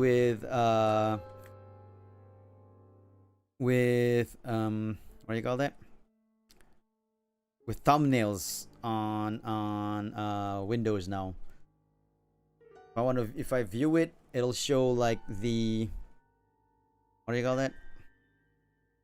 It'll show the file name, the file type, but it won't show the drawing, the picture itself. So if I want to load up a PSD file and see which drawing it is and all that, I have to go inside the actual file inside Clip Studio Paint. So it's like, that's kind of annoying, but it's not a big deal. Yeah, zoom functionality is a pain for PS, but you know, like I said, I used to use PS for everything myself. It's just after I got PS, I got Clip Studio Paint. I love Clip Studio Paint too much. Okay, here's one other thing I love about Clip Studio Paint. I'm gonna show you an example. There's this tool here called the ruler tool. There's all sorts of different rulers, right? You can have like the line ruler, and you can use your to draw on it. This way also, you can still maintain. Oh, sorry, wrong layer. You can still maintain a line width on the drawing, but also have it be really straight. The ruler is basically one of my favorite functions inside Clip Studio Paint. And then, okay, that's the line ruler. Here's the curve ruler. Sorry. Right? So if I want to draw on this, I'll be like, oops, shoot. Damn it, why is the curve ruler not making its own layer? Oh, I had it on create on editing layer, no wonder.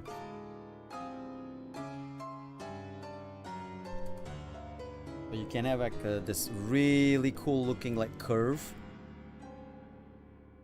and still keep to the what do you call that, the line width that you want. And here's the best one, what's called the symmetrical ruler. You put there single line, and what you draw here will be drawn on the other side symmetrically.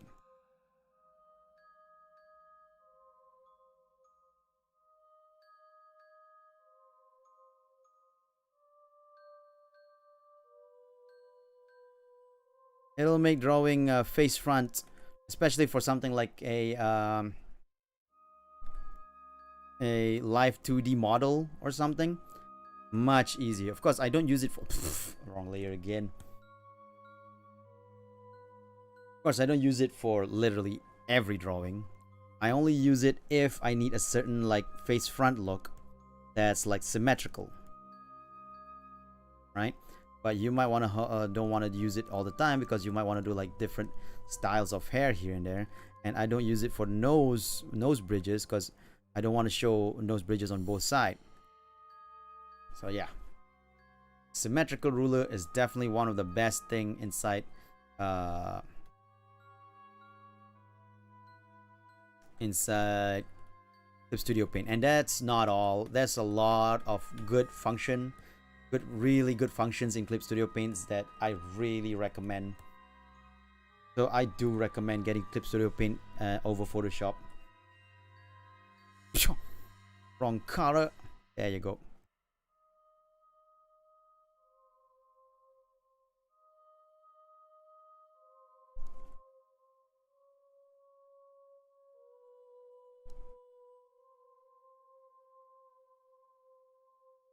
Missing the mirror function if I'm not on VRI Studio.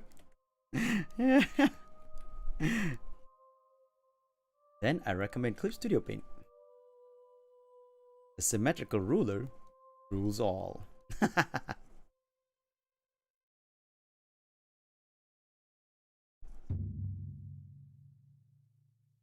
Alright, I like this brush. This is actually my first time utilizing this brush in a real drawing like this. I like how it looks. You can even do like this soft edges, kind of like sharpening up the soft edges, but keeping some kind of softness in it.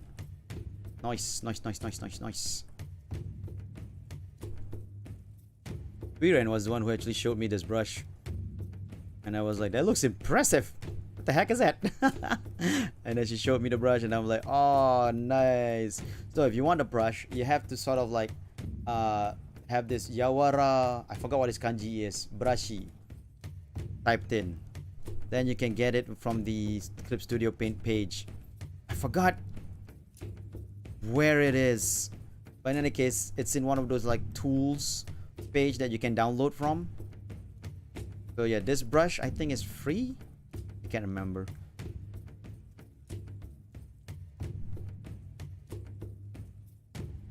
Dad joke level 100.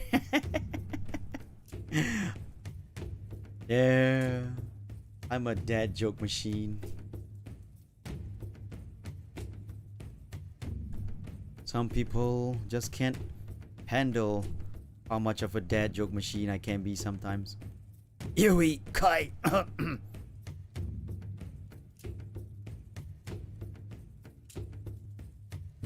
Alright, nice, nice, nice. Okay.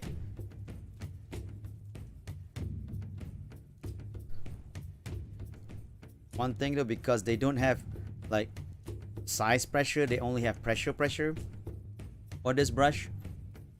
I sort of have to like do a lot of adjustments as I go along for the edges.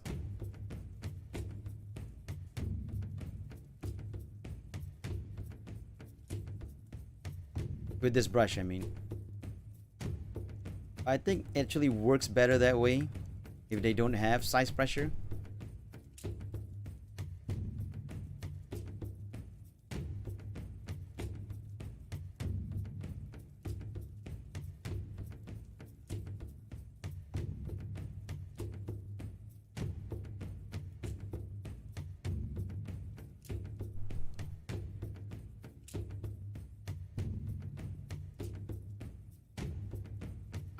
Dame.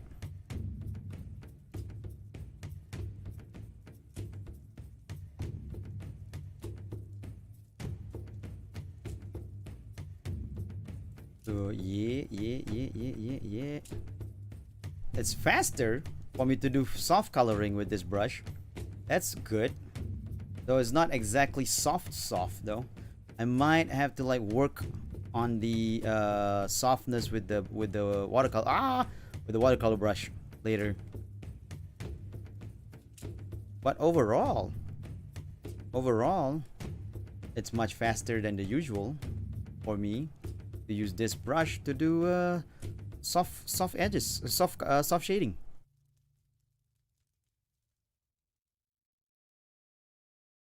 Like after I do all the soft shading, I'll just adjust it accordingly.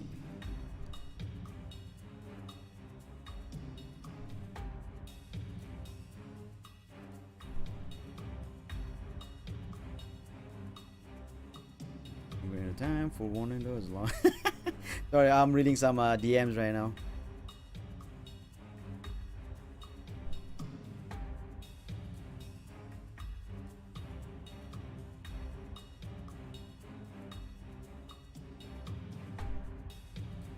Hold on a second. I am. Oh, sorry. When I say hold on a second, I meant to the person I'm DMing. Not to you guys. I was just thinking to myself like, hold on a second, I'm just gonna stream.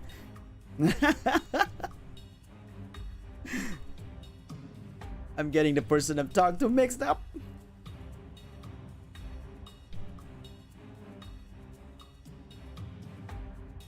I don't know if you guys, I mean, I tend to talk to myself when I do something. I don't know if you guys do that as well, because like if I were to DM like you know, read a DM, and I'm not talking about on stream here, I'm talking about off stream, right?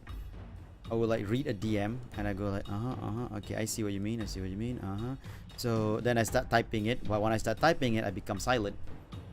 It's just as I'm reading it, I speak to myself as well. They do say that's one of the signs of insanity, speaking to yourself.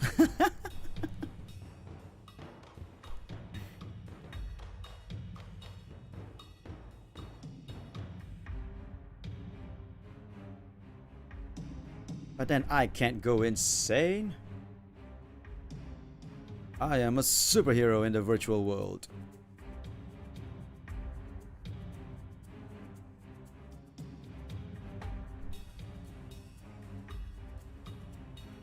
A superhero doesn't go insane.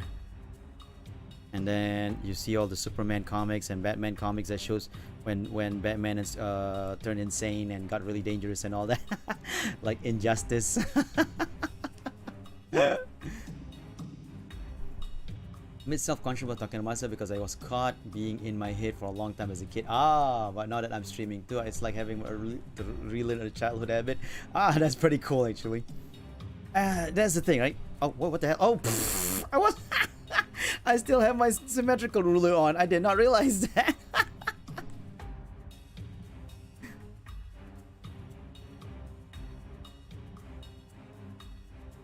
But that's the thing, right? When we were kids, we tend to like think out loud about a lot of things. So it seems like we talk to ourselves because of that. And then people look at us crazy and we start going like, oh, maybe I shouldn't be talking, I shouldn't be thinking out loud then. Right? I mean, it's the same for me. When I was a kid, I was all about like thinking out loud and sort of like narrating my own thing, what I'm doing and all that.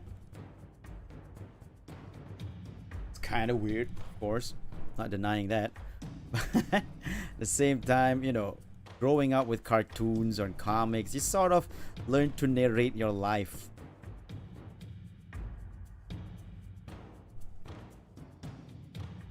So that's pretty much like how it was back when I was a kid, right? And yeah, pretty much like a bunch of people look at me weird when I do my own self narration and all that.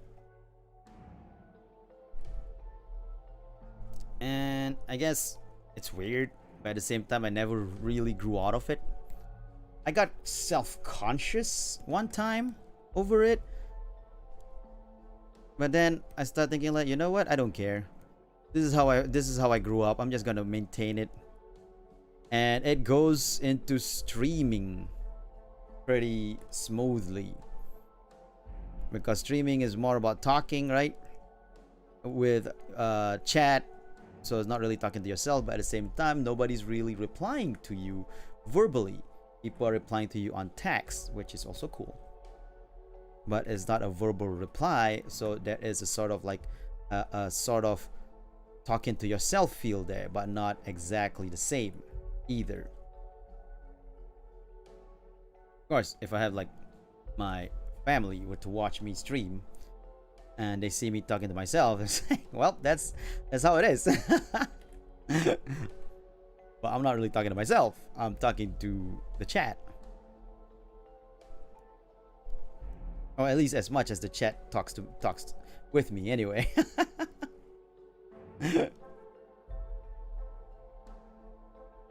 So, you know, kind of weird. Oh my god, is it already that time? Holy crap. That's my alarm. My morning alarm. And oh god, is it already that late? Jeez, we're nowhere near done with I mean, kind of almost done, but at the same time we're nowhere near done. Kind of both.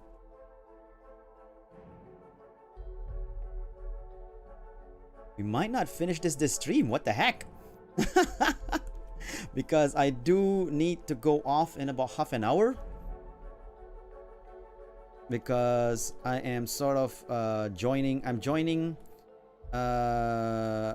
Argama and her husband's Pathfinder game, new RPG game that they're doing, TRPG, tabletop RPG style.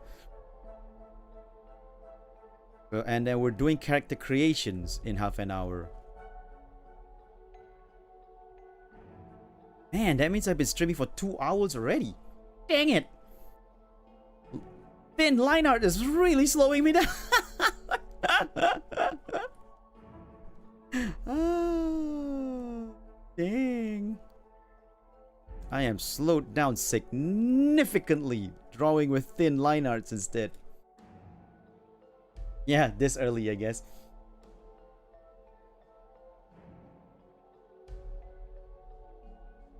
I guess I can call it like this late in the stream.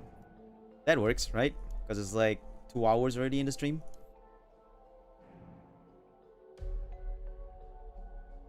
Those who have stuck around with me this whole time, congratulations. You've watched an entire Marvel movie. You watched me in the length of an entire Marvel movie.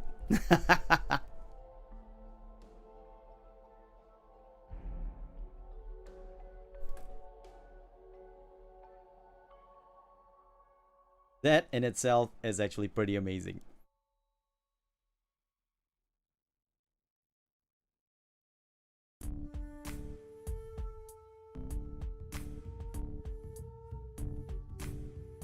But this shading style though, with this brush, is faster than my usual shading style. So this is pretty fun.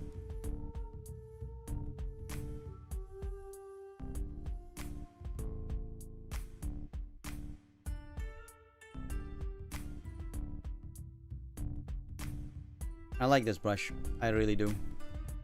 It's easy to do the shade I want. And at the same time, it also requires a lot of control, which I kind of like when I want to draw.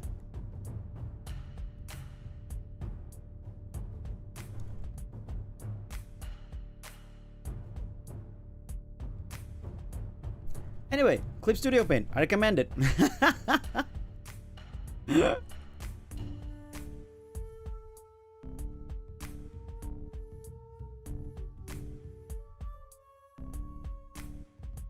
I found a tabletop RPG thing later. I've gotten the Andy Brain Rot and I'm happy with it.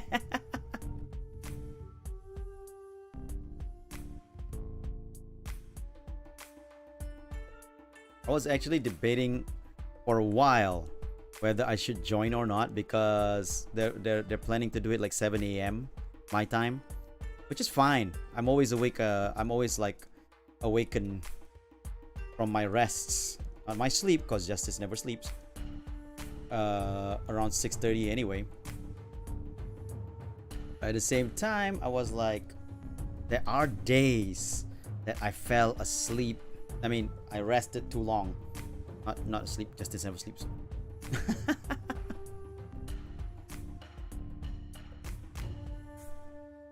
So I'm like, can I commit to this?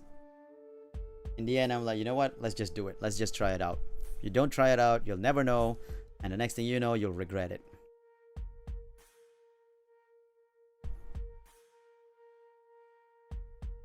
I hope it'll go well. Like, I won't miss sessions and all that. I'm not gonna say that, you know, I definitely won't miss sessions. Not gonna say that, because, you know, who knows what the future brings. I don't have prediction powers. But at least I want to try it out.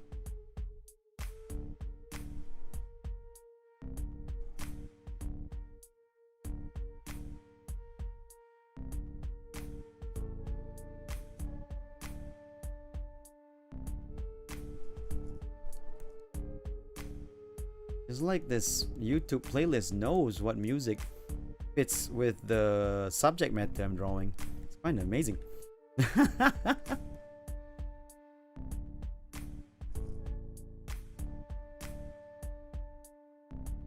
I feel like this is actually a pretty good music for a Mori Calliope thing as well.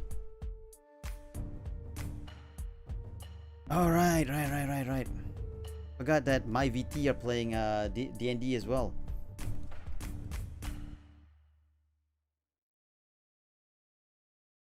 Is it a server thing, or did they stream it? Yes, this is Calliope. Hey, Dippy.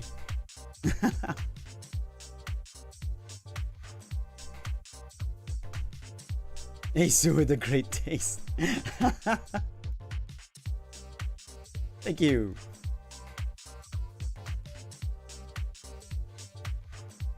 I mean, you know, Mori Calliope is awesome.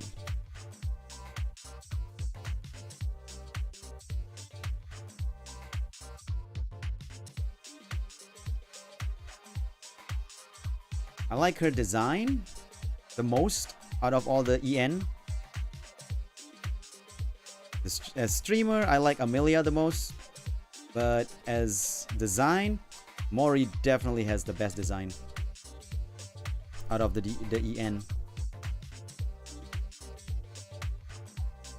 But Mori as well is a pretty good streamer too, because I watched some of her stream, and she was like, oh, she's very entertaining, very professional, very funny.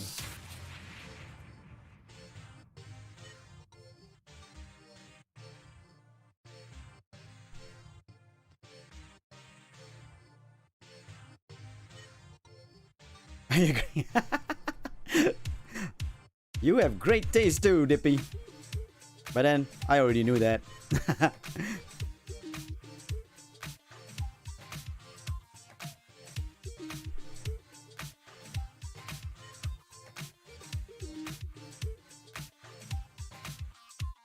I always knew you had great taste, Dippy, so you know. There's a lot of things that you like, I have a lot of agreement with.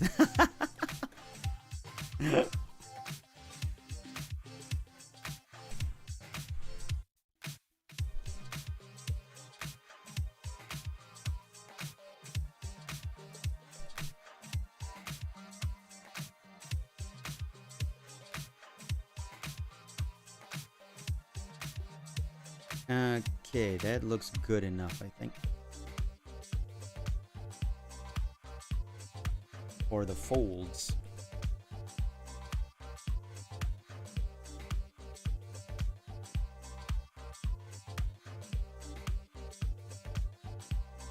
And this is what people like the most, the tracts of land.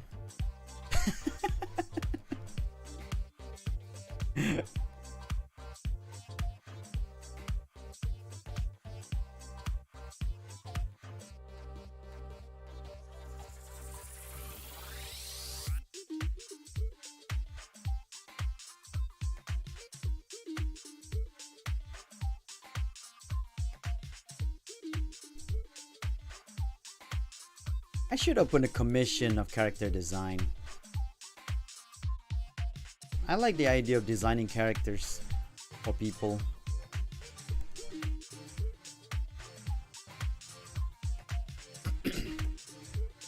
Not right now though. Right now I'm busy with some real life work. But future plan for more commissions.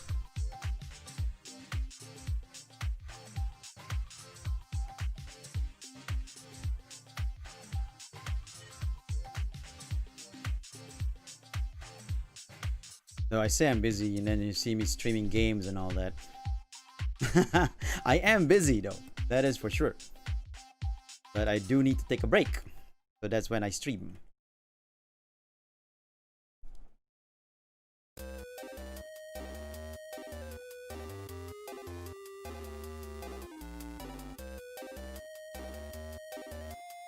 I need axolotl to add to live 2D and axolotl? What's an axolotl?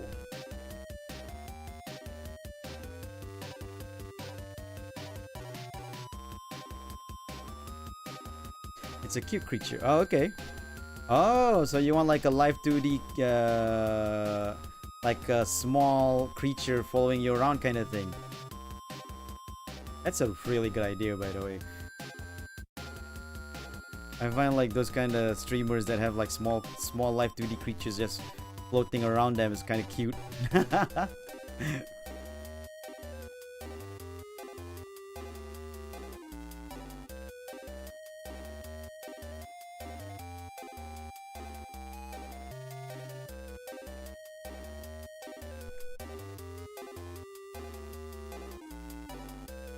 I think Ayumi did that little drone from Destiny, like following her around with her on stream. That was kind of cute.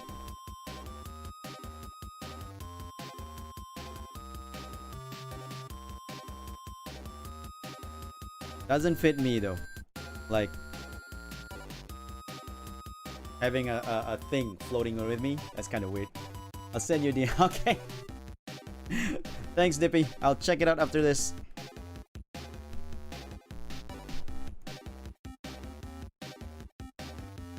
I don't know what's the name of that drone inside Destiny, the one that Ayumi uses. Like I said, those are cute. Talking about that, I actually downloaded Destiny 2. Now I played Destiny 1 like crazy. I finished the game and all that, but never really got into Destiny 2. Right? But then now it's free. I downloaded it. But I mean I want to try it out definitely. But there's also this whole fact that do I have the time? Because yeah, exactly, it's grindy. Do I have the time? Because it's grindy. And since I'm way into Craftopia these days, kinda hard to find that time that I want to get into like another grindy game. I am so deep in Craftopia, like god damn. Yeah, I mean I might play it in the near future. So if I do, let's just squad up. Do they call it do they call it squad up in Destiny 2?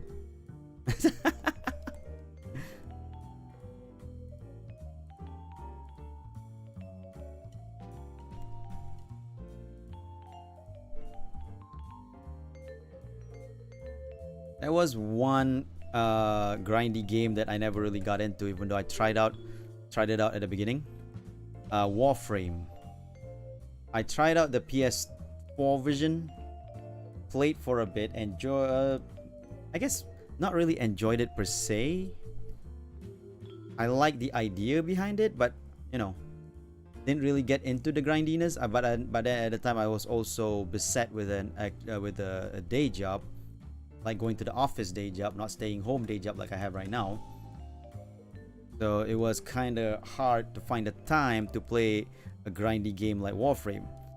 After I quit my day job, I was already on Monster Hunter World, and thus did not want to play another grindy game, so did not get to Warframe because of that. Though, you know, I don't think I'll ever try out Warframe. So the vid you made as art for Echo finally. Oh wow, nice! That's amazing. Congratulations.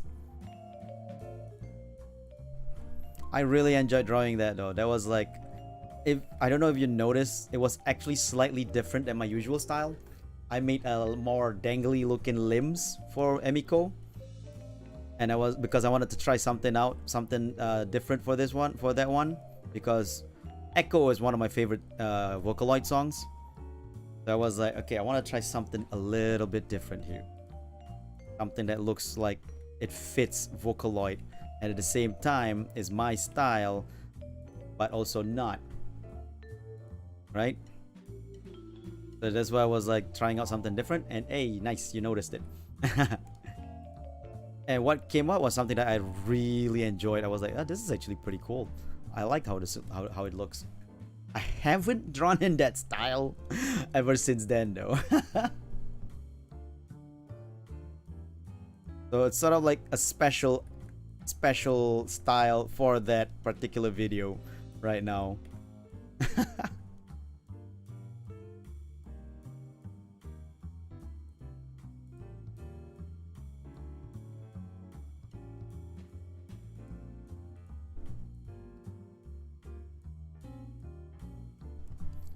Yes. Oh wait, I haven't drawn I haven't shaded the skin part of the chest. I've only shaded the clothes part.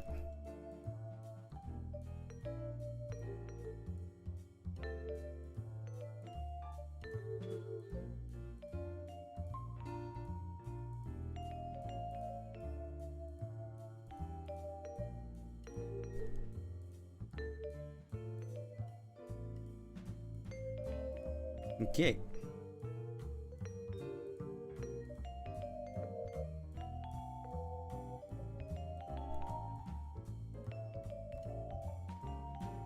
Funny enough, I think I'm almost done with the shading, but the thing is, it's not just shading.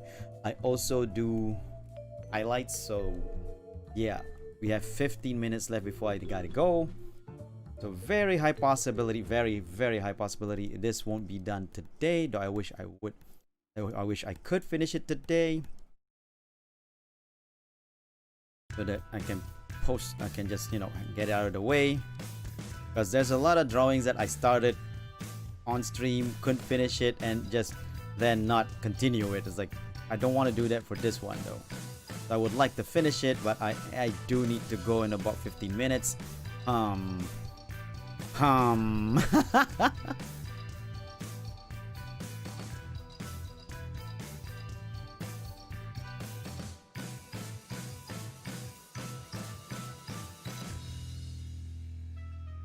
Because I am going to Argama's not Argama's channel, the Hydra Killers channel, Hydra Slayers channel, whatever they call it, because we are starting a new Pathfinder game.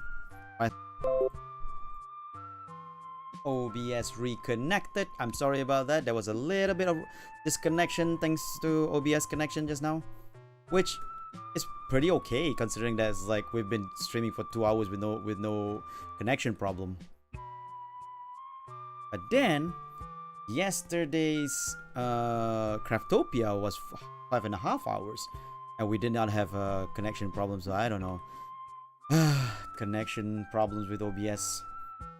And also my ISP, I assume. It's definitely my ISP problem. I don't think it's OBS itself. I think it's my ISP.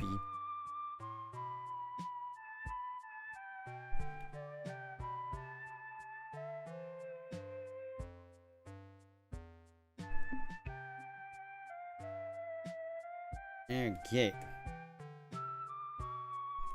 Important. Stream restored. Okay, so that's on the skin and the on the character. Now let's do the scythe.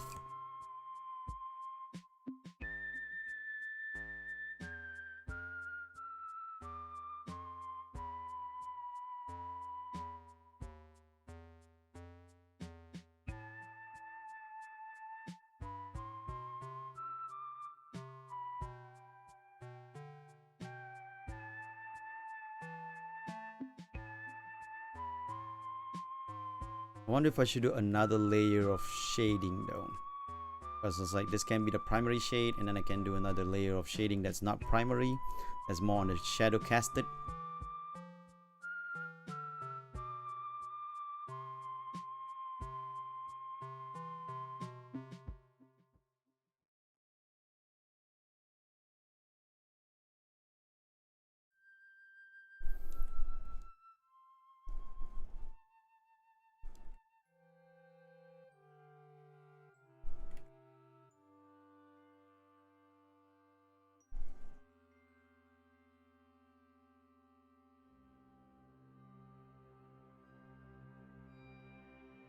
No, if I do that, I'm definitely not finishing this tonight, today.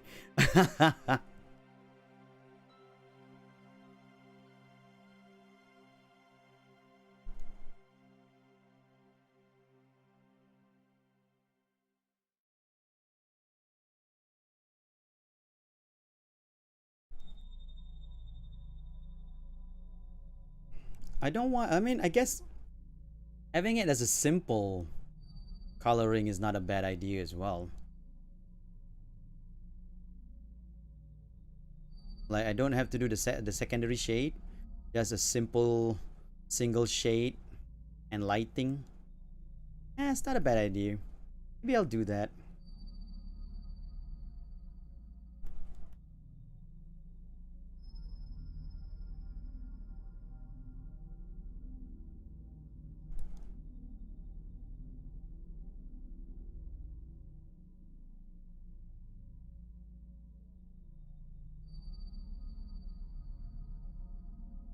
Maybe I will do it like that.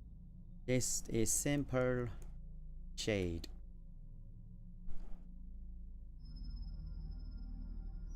I'm not like worried about the secondary shading of shadow casting.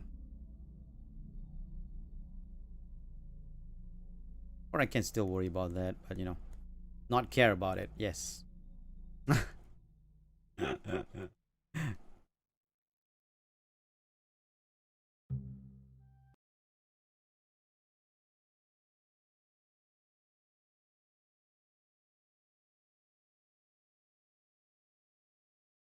Ta-da!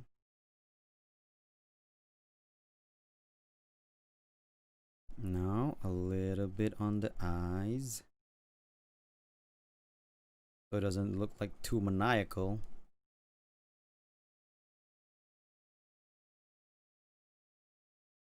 Should also have colored the deeper eye. My bad.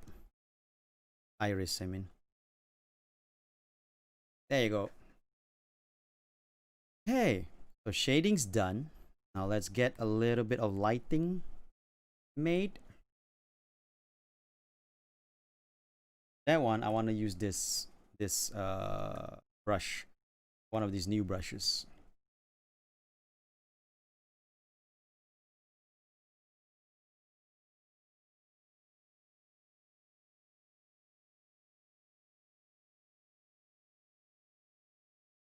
Visible sclera above the iris is the indicator of sex.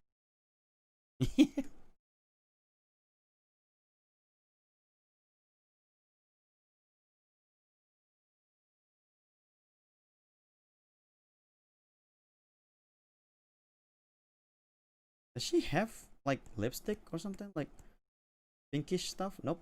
They sort of. I don't know. I'll add that in.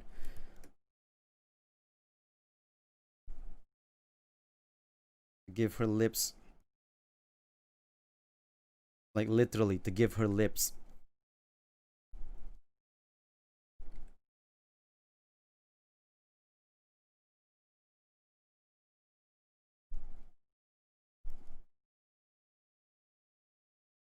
There you go.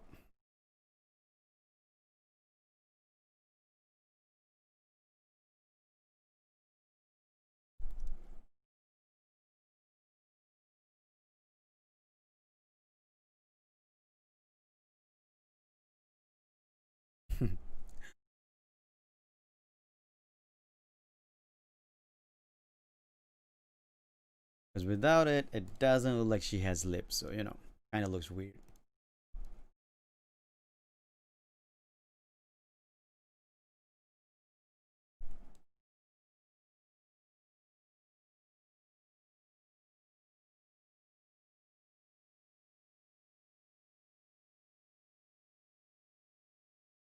Cool, cool, cool, cool.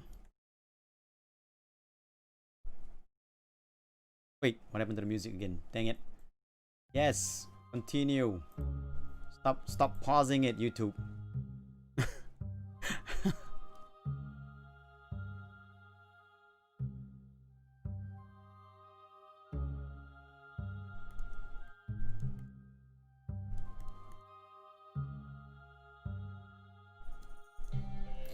Oh, I keep on forgetting that there's a little bit of gold there on her crown.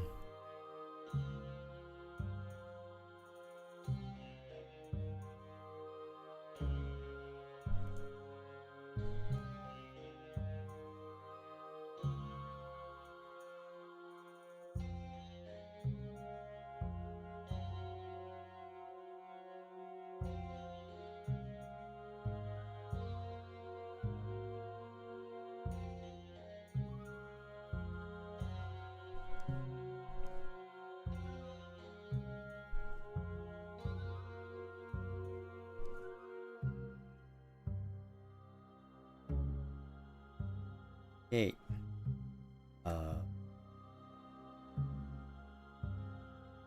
Oh god, I didn't finish the shading here. The button's supposed to have some shading as well.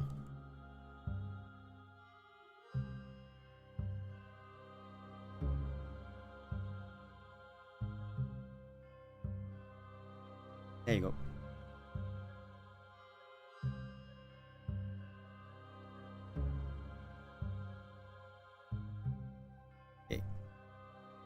just have a little bit of...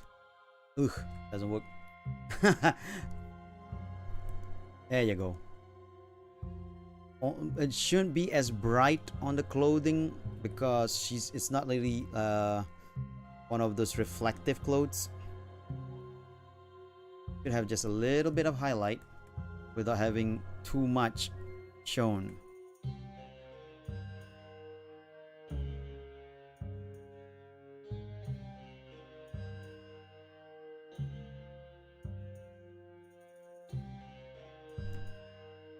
Mostly at the edges, sometimes there, but not like big amount of highlight. Just mostly at the edges, just to show like certain kind of like highlighted feel to it.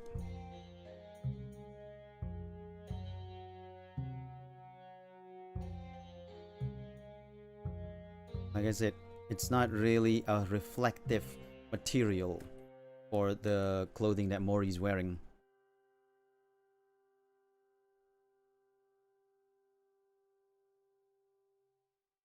Using the right spot to highlight is very important. It makes a big difference of the drawing that you the piece that you drew.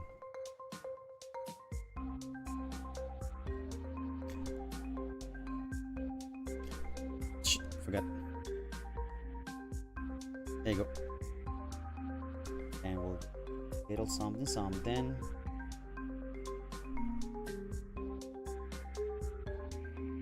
There you go.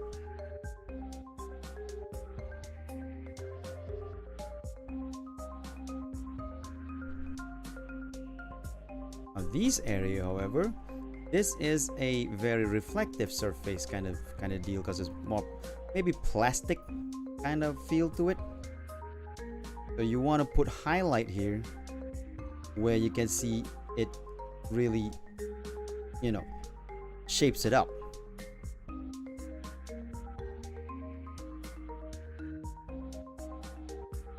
At almost every edges, put a highlight on this kind of material to give it that feel of either metal or plastic.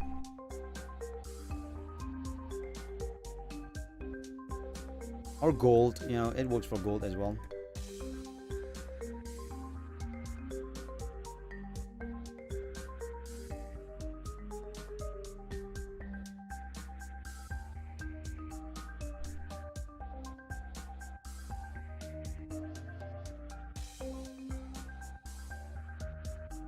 There you go. Crazy hour for you. It is Watashi ga kita. Crazy. Kinda. I mean, I started about 2 hours ago, so that's around 4 a.m. Oh god, it's already 7 a.m. I'm supposed to stop already. Okay, we're just gonna finish off a little bit of highlight, a little bit more, then I'm gonna stop. I do need to go off to a little something.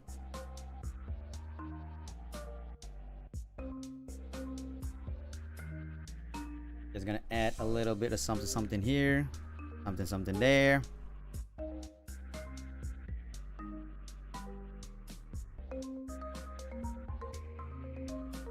It's already 7 a.m. so I actually need to go. I am sorry, Moe Star, because you just arrived and all that. But yeah, I've been online for 2 hours and a half and was drawing her. Mainly the reason why it's so slow today is because I was trying out a new style of inking with very thin lines instead of my usual thicker lines. You notice it, and it got drawing with thin lines was very slow for me.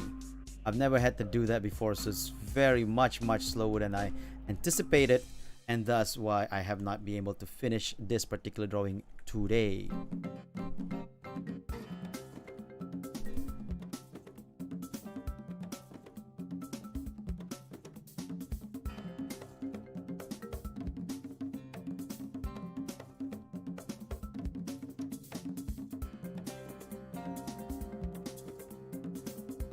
but I will be back. Not today, but I will continue this drawing. Though actually it's about to finish, so if the next time I just continue this drawing, it's just gonna be like, well, that's it. Half an hour done. Half an hour stream, we're done. So maybe I won't continue it on stream. I will finish it up off stream and just post it on Twitter once it's done. In any case, why there are boob cam on the stream? There's no boob cam on the stream. Oh, sorry, that's not boob cam. That's actually reference. That's actually a reference I was using because I was coloring her button.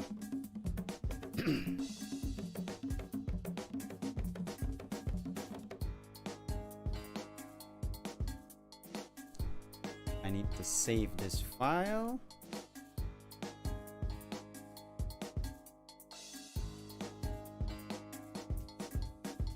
So yeah, it's almost finished. It's not done yet. I still need to do some shading, some highlights over the scythe, do the color of the veil and the sleeve.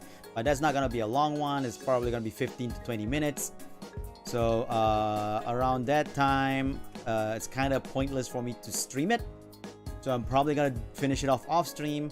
But check me out on Twitter. Links in the description down below.